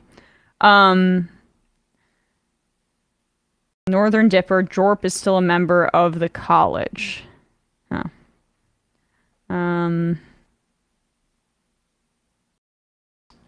Street Beats. I know you all don't have control of the YouTube ads, but Hillsdale College has been popping up a lot recently. Oh, okay. I'll tell people, like, what my feeling about that is. Like, yeah, we'll take their money. Yeah, well, like they're advertising to a audience that is not going to receive their message well. It's wasted ad spend for them. Like, right. Sure. You know, like, we don't have control. We don't have control over it. We don't. But, like, to the extent that we do, I want them all to play on here instead of, like, on a apolitical ad for, like, some music or something like that. Like, I think people need to think about that a little bit more structurally than, like, that we need to protect people from bad messages. Like, they're being protected by it being by that ad spend being stupidly put on this website or this product. Right. Wanted to talk a bit more about this moment from the debate where Asa Hutchinson, former governor of Arkansas, said something interesting. I saw some liberals, progressives talking about this, the potential for Trump to be barred from running for office based on Section 3 of the 14th Amendment that essentially says that anyone who held public office and tried to overturn the election can't run again on that basis. And liberals were saying it, but now it appears like there are some conservative op-eds that are floating this idea as well. And why I think this is relevant is that I think that there's going to be a substantial part of the Republican power structure that tries to use this argument at the convention if Trump is actually the nominee. So let's hear what Asa Hutchinson had to say. I did not raise my hand because there's an important issue we as a party have to face. And over a year ago, I said that Donald Trump was morally disqualified from being president again as a result of what happened on January 6th. More people are understanding the importance of that, including conservative legal scholars who says he may be disqualified under the 14th Amendment from being president again as a result of the insurrection. This is something that could disqualify him under our rules and under the Constitution. And so obviously, I'm not going to support somebody who's been convicted of a serious felony or who is disqualified under our Constitution, and that's consistent with RNC rules, and I hope everybody would agree with me. So, just to flag, just to point out, that is a real possibility. I think that I don't think it's going to be successful, but I think it's a real possibility that they use Section 3 of the 14th Amendment, which says, the quote is that they have, quote, engaged in insurrection. That could bar Trump, in theory, from running again and from being on the ballot. But we'll also say that the fact that Jack Smith did not pursue charges based on an insurrection, he did it under, yes, the 14th Amendment, but under clauses that pertain to essentially blocking and overturning people's votes and making sure that people's votes were not counted. Those are the counts that Jack Smith thought were the stronger case against Trump. But there is that other part of the 14th Amendment that could, in theory, be deployed to get Trump to not be the Republican nominee, even if Republicans vote him to be so. I think it's a stretch, but I think that there will be that argument made. And that's just my little conspiracy theory about why DeSantis was largely unattacked at the Republican debate. I think that there are a lot of donors that fund the smaller presidential hopeful campaigns like Nikki Haley or even a guy like Asa Hutchinson that do not want to see Trump as the nominee because they think it's a surefire loss. I think that's probably accurate. Who want to at least have this on the back burner, and they see DeSantis as the best replacement for Trump in that scenario. So just something to monitor, okay? I think it's, if he's not convicted under the 14th Amendment Section 3 about the actual insurrection, it makes that case harder, and the fact that Jack Smith didn't pursue on those grounds does make it a bit harder, but still something that they can invoke. And this theory was put forth on CNN by J. Michael Ludwig, who was one of the legal scholars that Mike Pence consulted prior to certifying the 2020 election, and a shortlist nominee for George Bush's Supreme Court, as well as Larry Tribe, the Harvard law professor, who's also a huge resistance lib. So my thinking too is, even if it doesn't come up at the convention, I think it's very possible that those guys, if there's enough wind at their backs, could also file a legal challenge to if Trump wins under the 14th Amendment. Like if he actually wins the presidency. Oh, or yeah. even if it's contested, even regardless, like some Well, sort God forbid. If he does that, I mean, he'll try to never leave. That's the thing. Right. And that's why there is this Section 3 of the 14th Amendment that, if they engage in insurrection or rebellion against the same or given aid or comfort to the enemies thereof, could no longer hold office. That's why that's in place. It's a Reconstruction era amendment, and they had the Civil War in mind. And that is, that was the fear there.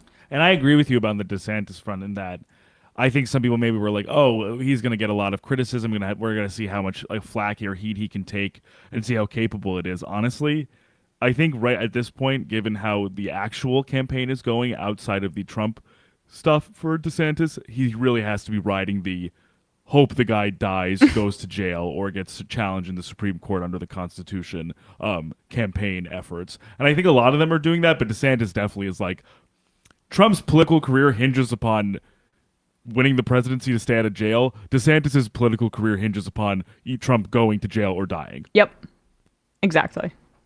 Let's do this Pittsburgh story really quickly. Matt, I thought this was kind of catnip for you, so I figured we'd touch on this here. There was a 6.5-hour standoff and shootout in Pittsburgh. There was a veteran, a man named his last name's Hardison. I'm forgetting his first name, but he's now died. He, I think, had some mental health issues, and I mean, obviously, if you're a veteran, that makes it a bit more likely. God knows what he went through. William Hardison, Sr. And cops were at this property to serve him with an eviction notice. His brother, who had recently died, owned the property, and the property had been sold to a private firm, according to the family. This man was calling himself a sovereign citizen. He had a gun, and he was in a standoff with cops for hours and hours. And now 75 cops, as a result of this case, are on leave just as they continue to investigate it. But here's a prime example of police not really protecting and serving humanity. They're protecting and serving property. What's the latest? Well, that's right. We just got off the phone with the son of the suspect. Now, the suspect's name is William Hardison. He is 63 years old. His son is also named William Hardison. He is 40 years old. Now, the suspect's son is a truck driver. He's based in Georgia. We spoke with him while he was on a route. He was actually stopped in Ohio, and he spoke with us about the trauma that he and his family are going through and their efforts to try to reach out to their father about this whole incident. Let's play a little bit of what he had to say. Hey, Dad, please surrender. Please give up. You have children and grandchildren that love you dearly. Please stand down. What's he like as a person?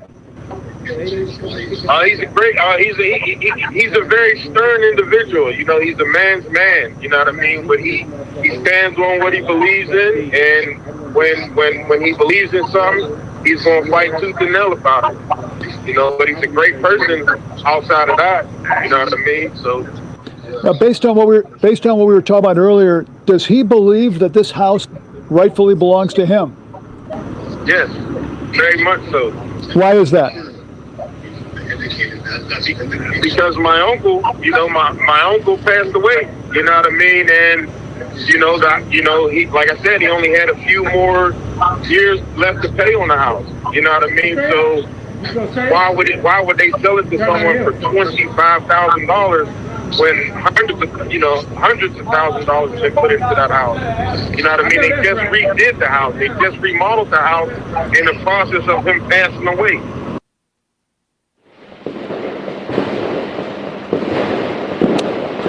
And behind me now we can hear the sound of some shots being fired in the distance. Maybe a flashbang to try to draw out Mr. Hardison. You heard his son there talk about the transaction, the sale of the house. And this is a very tangled family story. What happened was the house was owned by the suspect's brother. Now, he died last year. And when he died, the will turned the house over to the father of the suspect, William Hardison, and his brother. Now, the father then sold the house to a local real estate company, and they are the company that filed the eviction proceedings against William Hardison, the 63-year-old William Hardison, who is still barricaded inside the house. That process started earlier this year. William Hardison has been fighting this process and refusing to leave the house. According to the court records, he has been in the house now for 5 months without paying rent, and that is what led the authorities a judge to order the eviction to happen this morning at 10:30. Shortly after that is when the gunfire broke out. But as you heard from William Hardison's son, the senior William Hardison believed that he deserved the house, and there was some bad blood between. Yeah, so I mean, this is the context that they have some familial dispute, and the man was mentally ill, obviously, and he did, shoot at officers. Totally makes sense why there was some fear there. But the reality of this is that he just wanted to stay in his home, right? And it's just a sad story of people being left behind by society, getting once again screwed over, and then dying in the process, I think, and we're waiting for more details to come out.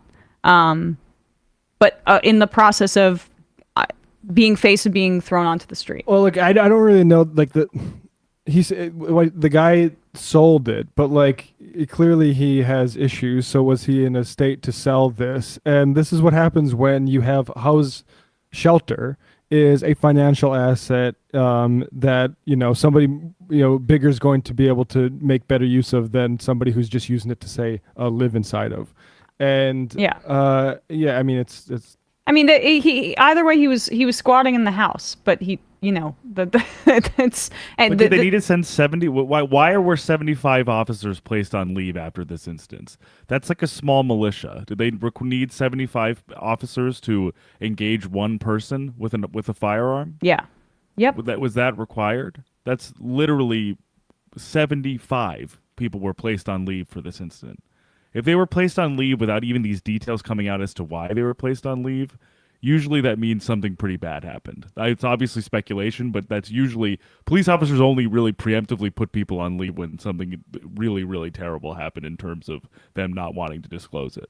Like I said, speculation, obviously. But totally. There have been patterns when. But even worst case scenario here, if he was squatting in the house and he had these guns, right? Like he did not. He was not in the right state of mind. And even then, you don't deserve to die. Well, I mean, it's shocking that this doesn't happen more. We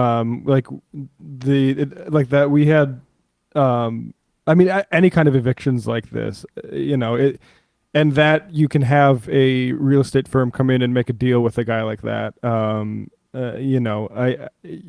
That stuff is all sort of a slow motion type of violence.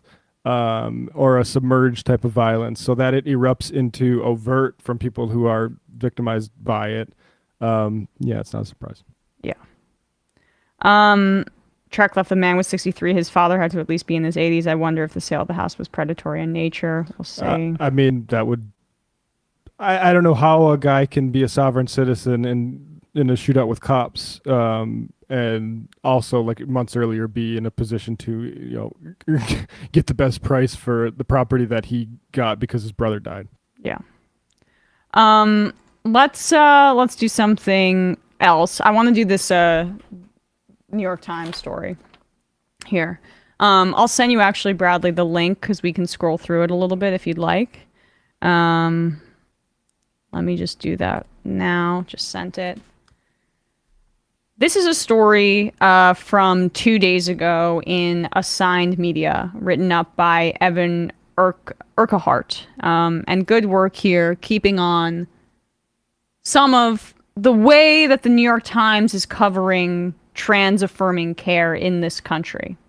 And it's been widely criticized at this point. Some of the New York Times' seeming propensity for granting a lot of credence to skeptics of gender-affirming care, particularly for minors, and doing so at a disproportionate rate that is not aligned with the scientific consensus on this front.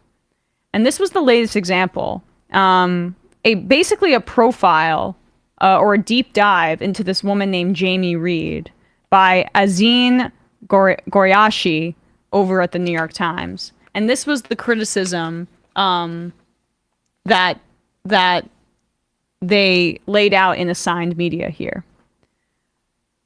In the New York Times this morning, August 23, 2023, Reporter Azine Goriashi writes credulously about the wild, unproven allegations surrounding a St. Louis clinic that specializes in treating gender dysphoric youth. These are the allegations of Jamie Reed, a former clinic employee who has become an activist opposing all medical treatment for gender dysphoria in children, with some statements suggesting that she even opposes treatment for adults. We have a clip of that. We'll play that in a little bit. Or maybe we could just play that now. This is her. This is the woman, Jamie Reed, who has also been written about in Barry Weiss's outfit, The Free Press, as a brave whistleblower on this front, despite the fact that many of her claims have been discredited. This is an example of what she believes. It's almost out of my scope. So I have a master's degree in clinical research management. And the one thing I can say from my scope is that in clinical research and research that we do, there are different levels of research before you roll it out to human research studies. And there are things that you have to do first before you try it in humans. And just knowing what I know about clinical research, I think that we need a moratorium and we need to go back to square one. And square one in drug studies is in animals. But I think we need to go all the way back to research at square one before we move back into anything to do with children, humans. We're not there. So that's her saying, and by the way, we'll get into what her actual role was at this clinic, but that's her saying that we should go back to square one for all gender-affirming drugs and all gender-affirming care, not just in children's, as she initially claimed was her objection. And that was, how long ago was that interview? February? February of this year, yeah. Okay, and since then, there have been many debunkings of her claims. She has been discredited in a variety of ways. And yet in August 2023, it's time to do another piece on her in the New York Times. Goriashi manages the seemingly impossible, combining examples of her main source's repeated lies and no evidence of wrongdoing on the part clinic into an article structured to heavily imply Reed's concerns were genuine and warranted, in spite of the Times' own reporting on the case. Can we put the article back up here? An early paragraph, which hints at corroboration for some of Reed's allegations the article never produces, sets this bizarre tone. Some of Miss Reed's claims could not be confirmed, and at least one included factual inaccuracies. But which is doing a lot, others were corroborated, offering a rare glimpse into one of the 100 or so clinics in the United States that have been at the center of an intensifying fight over transgender rights. Okay, just pause it for a second. You want a glimpse into any of those clinics? Just ask anybody that works there that isn't discrediting the work there. The subject is extremely unreliable, and it could almost be described as a pathological liar. But there are things to be gleaned from her testimony to me. Yeah, I mean, this is incredible here. You got to wonder what the editorial choices are that are leading to this bias on this front. Jamie Reed alleged numerous things in her essay for the Free Press and in the affidavit she provided to the Republican Attorney General of Missouri. And just like the local St. Louis reporters who first investigated the story, the Times found many of the allegations were untrue. But unlike other stories covering these allegations, the Times downplays the falsehoods and seeks to make a case that despite Reed's lies, there's something to be taken seriously in her attacks on a highly regarded university-linked clinic serving transgender youth. By the way, in that St. Louis Today article, parents spoke to them and were like, no, actually, not what she's saying is not true. I really appreciated the clinic and their work. And also, she was a case manager. Her role, essentially, was setting up appointments, connecting them with other services outside of the clinic, and mostly intake and things like that. She was not intimately involved in the care of these kids.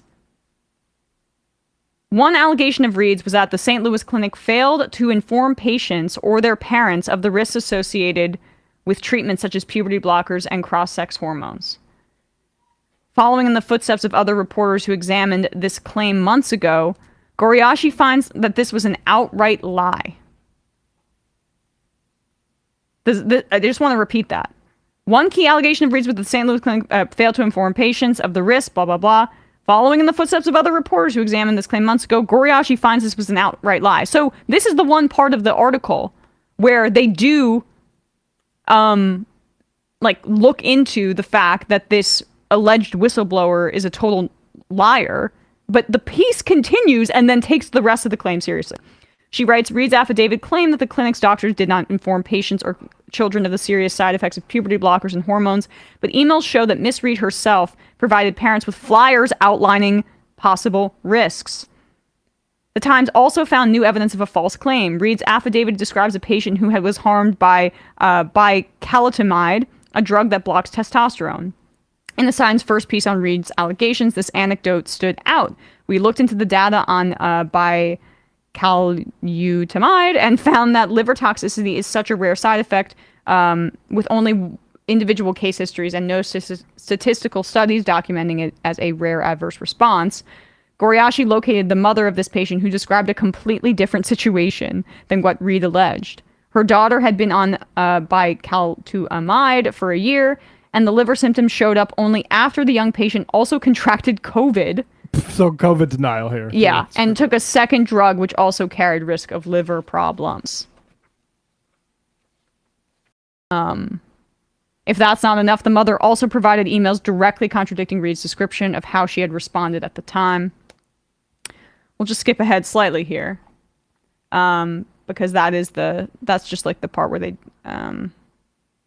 they describe how they were able to prove that falsehood. But somehow, despite these major questions about Reed's reliability, Goriashi largely seems to take Reed at face value, portraying her as a former supporter of gender-affirming care who began to question it due to what she saw at the clinic, rather than as an unreliable source who has lied or stretched the truth again and again, and whose descriptions of everything, particularly her own motives, should therefore rightly be suspect.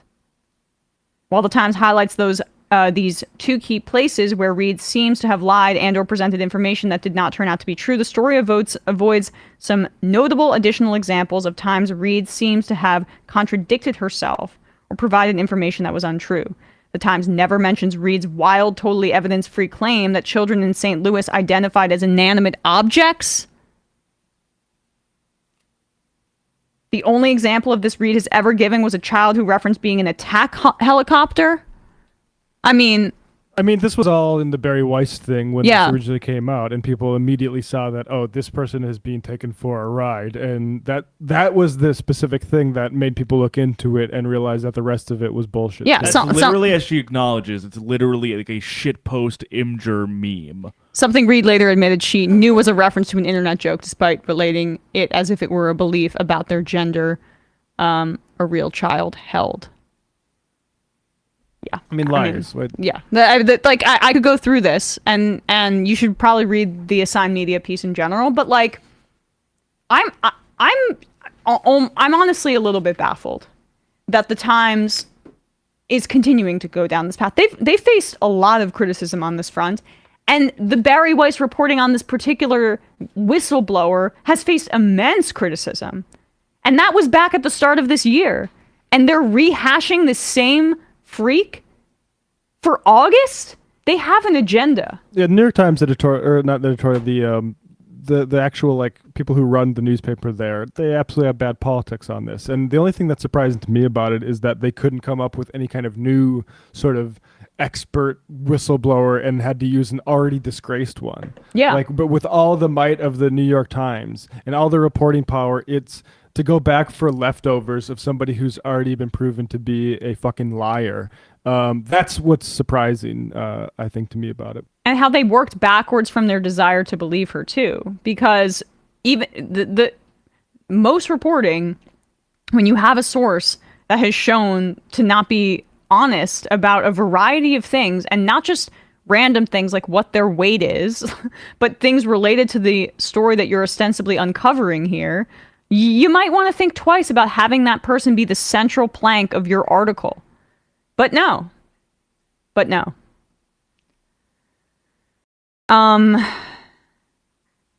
WTF Cody, there is no legal age limit for breast augmentation, so that's fine. People can enhance the aspects of children when it conforms to their own gender bias, but no the hormones or anything that could help their child survive. Because if a kid is dead from suicide, I guess none of the side effects matter in the long run anyway. Yeah. Phineas and Herb, the New York Times is publishing Ann Coulter. They can't surprise me.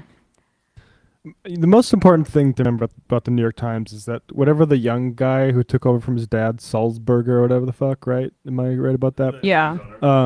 Literally said in like 2017, like, I think we believe in capitalism here. Right. Yeah, I think we pretty much all believe in capitalism.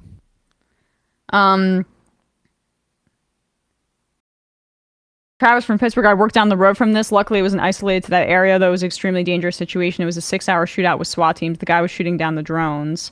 And it was extremely dangerous. The FBI got involved. Basically, every type of officer was. Okay, good context. Thank you. Yeah.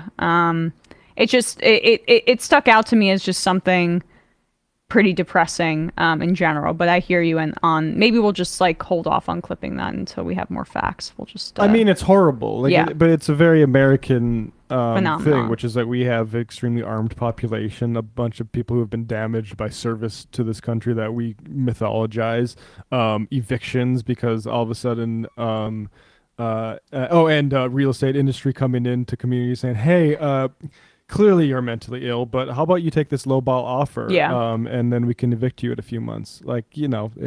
Yeah.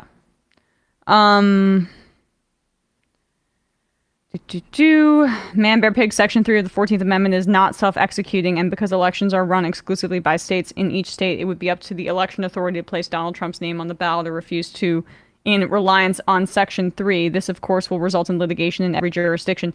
I understand that it's less of a legal question, I think, in the way that it's implemented, and more of like what the justification could be at the convention, if they choose to actually go down that road. And I don't even think they'll be successful, but I think there will be some Republicans who want to pursue that strategy.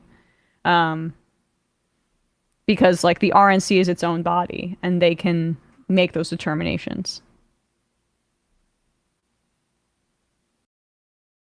Woke Moralist. Hi, I'm not sure if you've heard about this already, but there's an elementary school in Tulsa, Oklahoma that received multiple bomb threats earlier this week after Chaya Reichik posted a video of their librarian mocking the grooming panic, which Riley Gaines retweeted, encouraging her followers to dox the librarian, and which the fucking state superintendent of education, a Rufo type, also retweeted to attack said librarian, and has since threatened to take over and privatize the entire school district. The district superintendent resigned directly due to the state superintendent's threats. Jesus. Riley Gaines is a fucking freak. She should go finish 5th somewhere. Yeah. Tied for 5th too. Okay. What else do we have here? What are we thinking, guys? We did Jordan Peterson.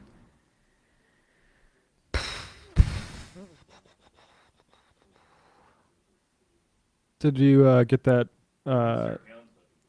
Okay. Let's do this. Actually, I want to make fun of Rasmussen. Yeah. So Rasmussen is an organization that engages in like polling.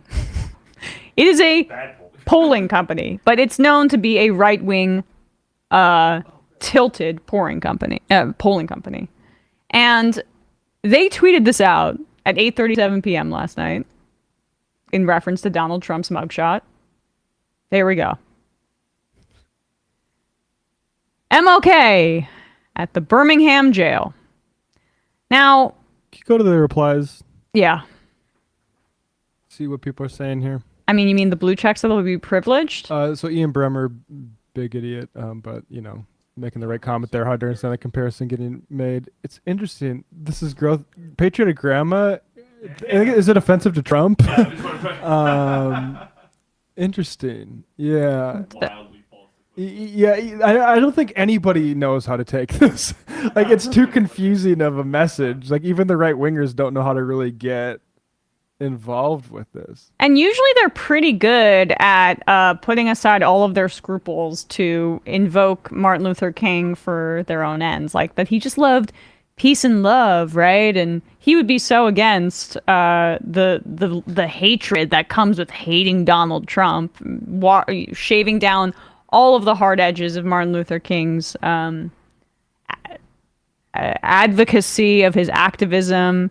I mean, the dude got arrested in civil disobedience to get black people. Look, I'm in prison rights and I in this want to country. write a letter to somebody who I'm calling the black moderate. It's my Trump's letter to the black moderate. Beyond Vietnam, folks. A guy named Tim Scott. He's avoiding the question about whether he would pardon me, and I would just say we can't have this from our black moderates. black That's who's moderate. keeping us down. Sometimes I think the black moderate is worse What than I the can tell white you, leftist. The black moderate, folks. We can't have The, the the black white moderate. communists, we know we hate them, but the black moderates, guys, get on the page, okay? Kwame Ture, folks. We would rather Kwame Ture than the black moderate, folks. The tranquilizing drug of wokeism. So, I mean, it's encouraging that even the blue checks are like, come on, dude, this is a little insane. But I don't know. I just think that that was a level of watering down who Martin Luther King really was. That it was maybe a new low. That's tough to say. I do think it was funny, like all the people posting, like Debs has some really high quality like HD bug shots that you can check out. But look, we should play this instead.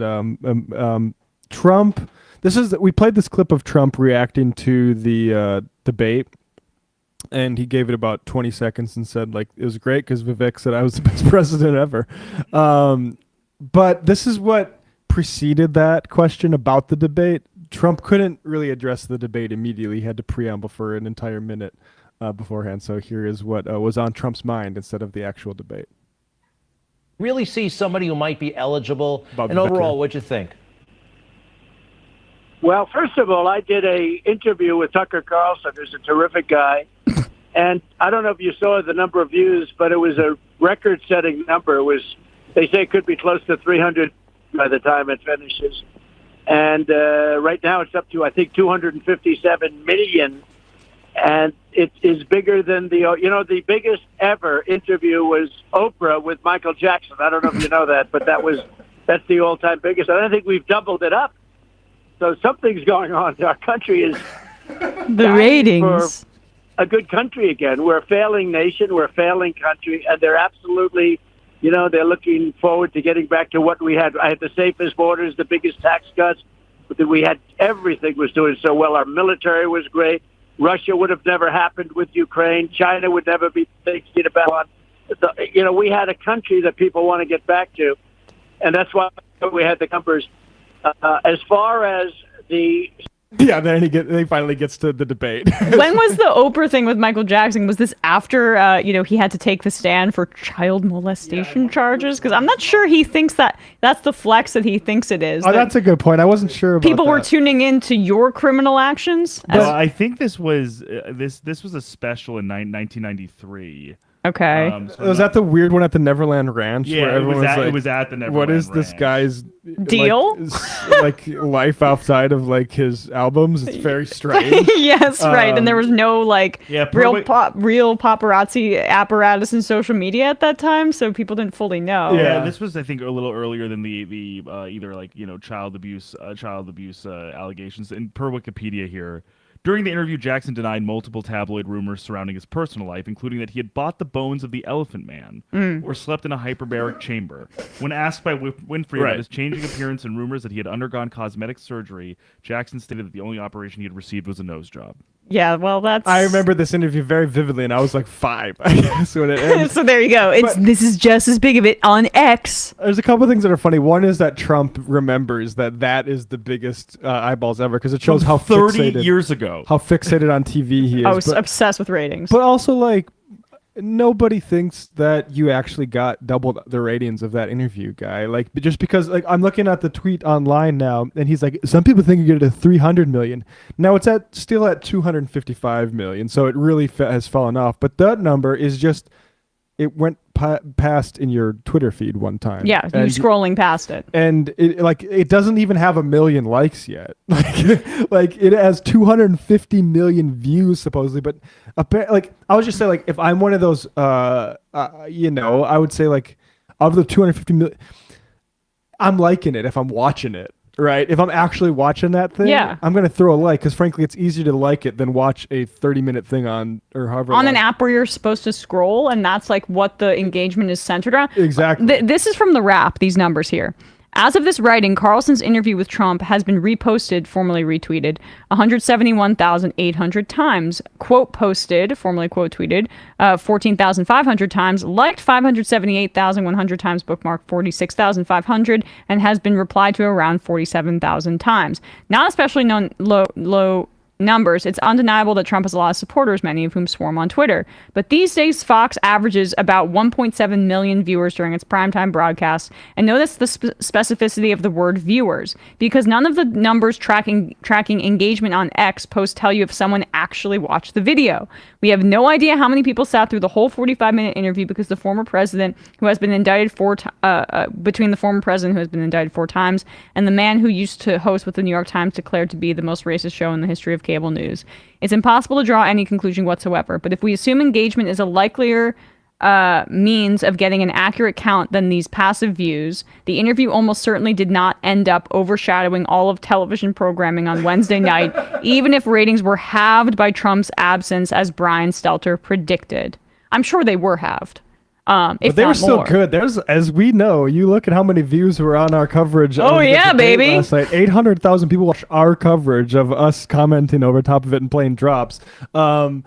And so people were actually still fairly interested in the GOP debate of the non-Trump people, which, like, again, I don't think that had really. I think it's pure cope that they're like, and it's all like, again, it's like this is a problem of the GOP can't move on from Trump.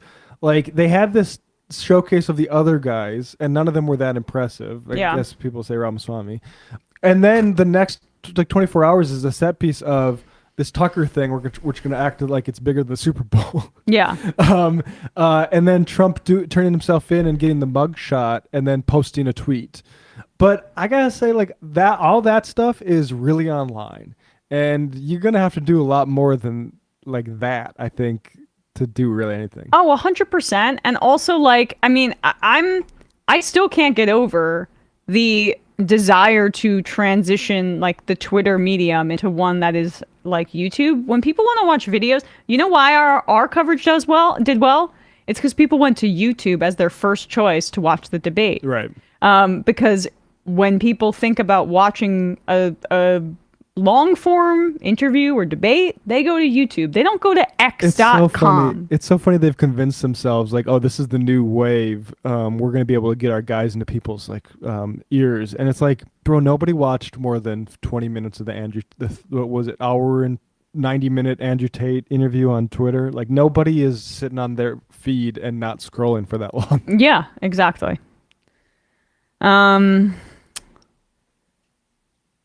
Kowalski, have you guys checked out Marjorie Taylor Greene's new Twitter profile pic? No. I'm good, thanks, Aaron. But now I am kind of curious.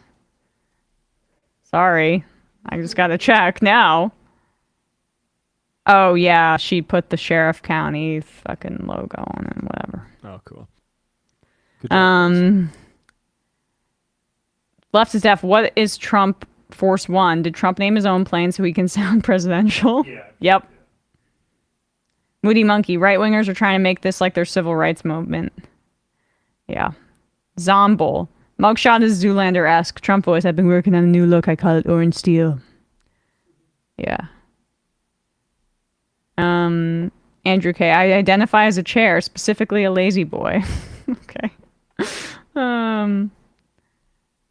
Is Diz Me says Oliver Anthony is pissed about his song being used at the debate, saying that he wrote it about those people. Whoa! We might have to do Oliver Anthony, like a reverse Milkshake Duck redemption arc. I mean, look, I think his views about dependency, even softened, need a little bit of work, but like not like any more work than a typical like American citizen would need. And I think it's very funny that he got he upset the right wingers who like by basically saying diversity is good versus a strength, and people wanted him to say the 14 words like we need to protect the future for white children. It's like, you guys don't have those numbers.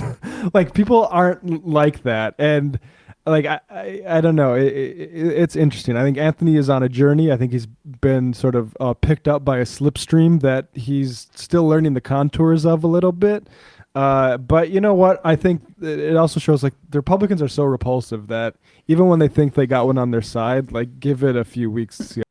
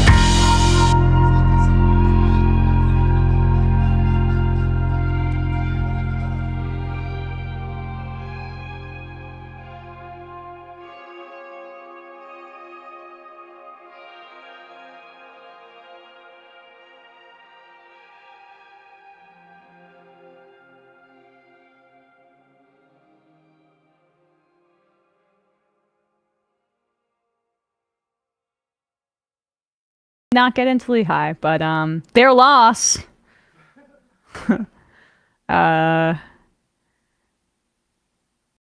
George Santos fan.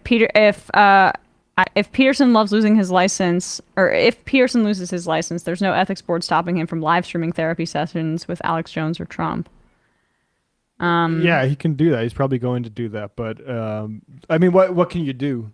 Yeah. Like, yeah. I think this is what it is, and we do have free speech in this country. Bobby Kennedy has free speech to go tell Samoans not to take vaccines.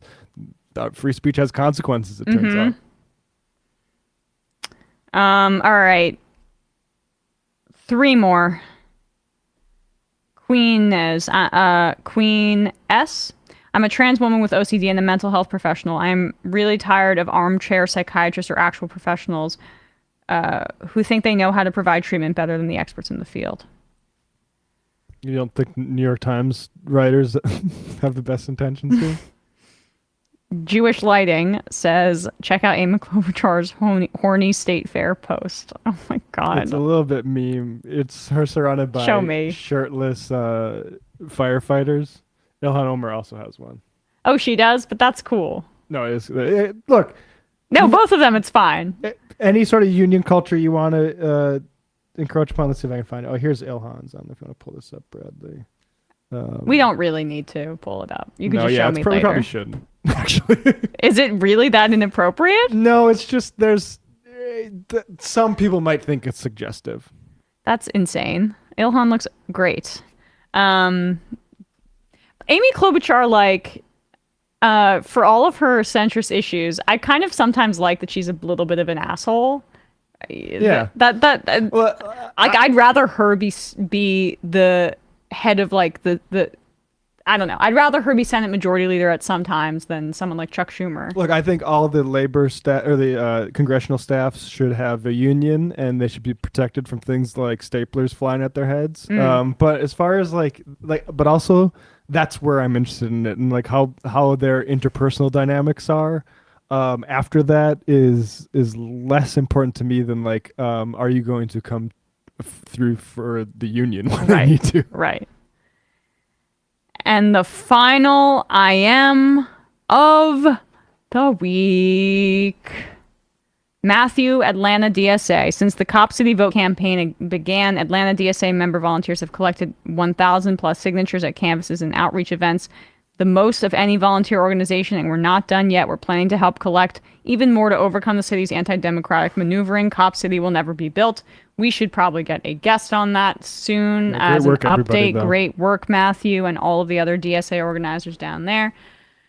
What a week. Thank you guys for... Want to roll another 45 minutes? I am done. Appreciate you all. Matt and Bradley killed it this week. Thank you guys. Check out Left Reckoning, ESVN, among other things. We will see you on Monday. Sam will be back.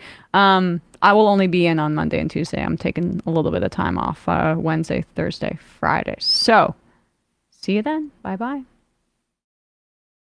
It might take all the strength I got to get to where I want, but I know somehow I'm gonna get there. I wasn't looking when I just got caught between the truth and the lie bar, but finding out won't make me feel any better. Yeah, I know the clock is ticking, but the meds are gonna kick in, and my pilot light shining bright. I get somewhere the choice was made for the option where you don't get paid.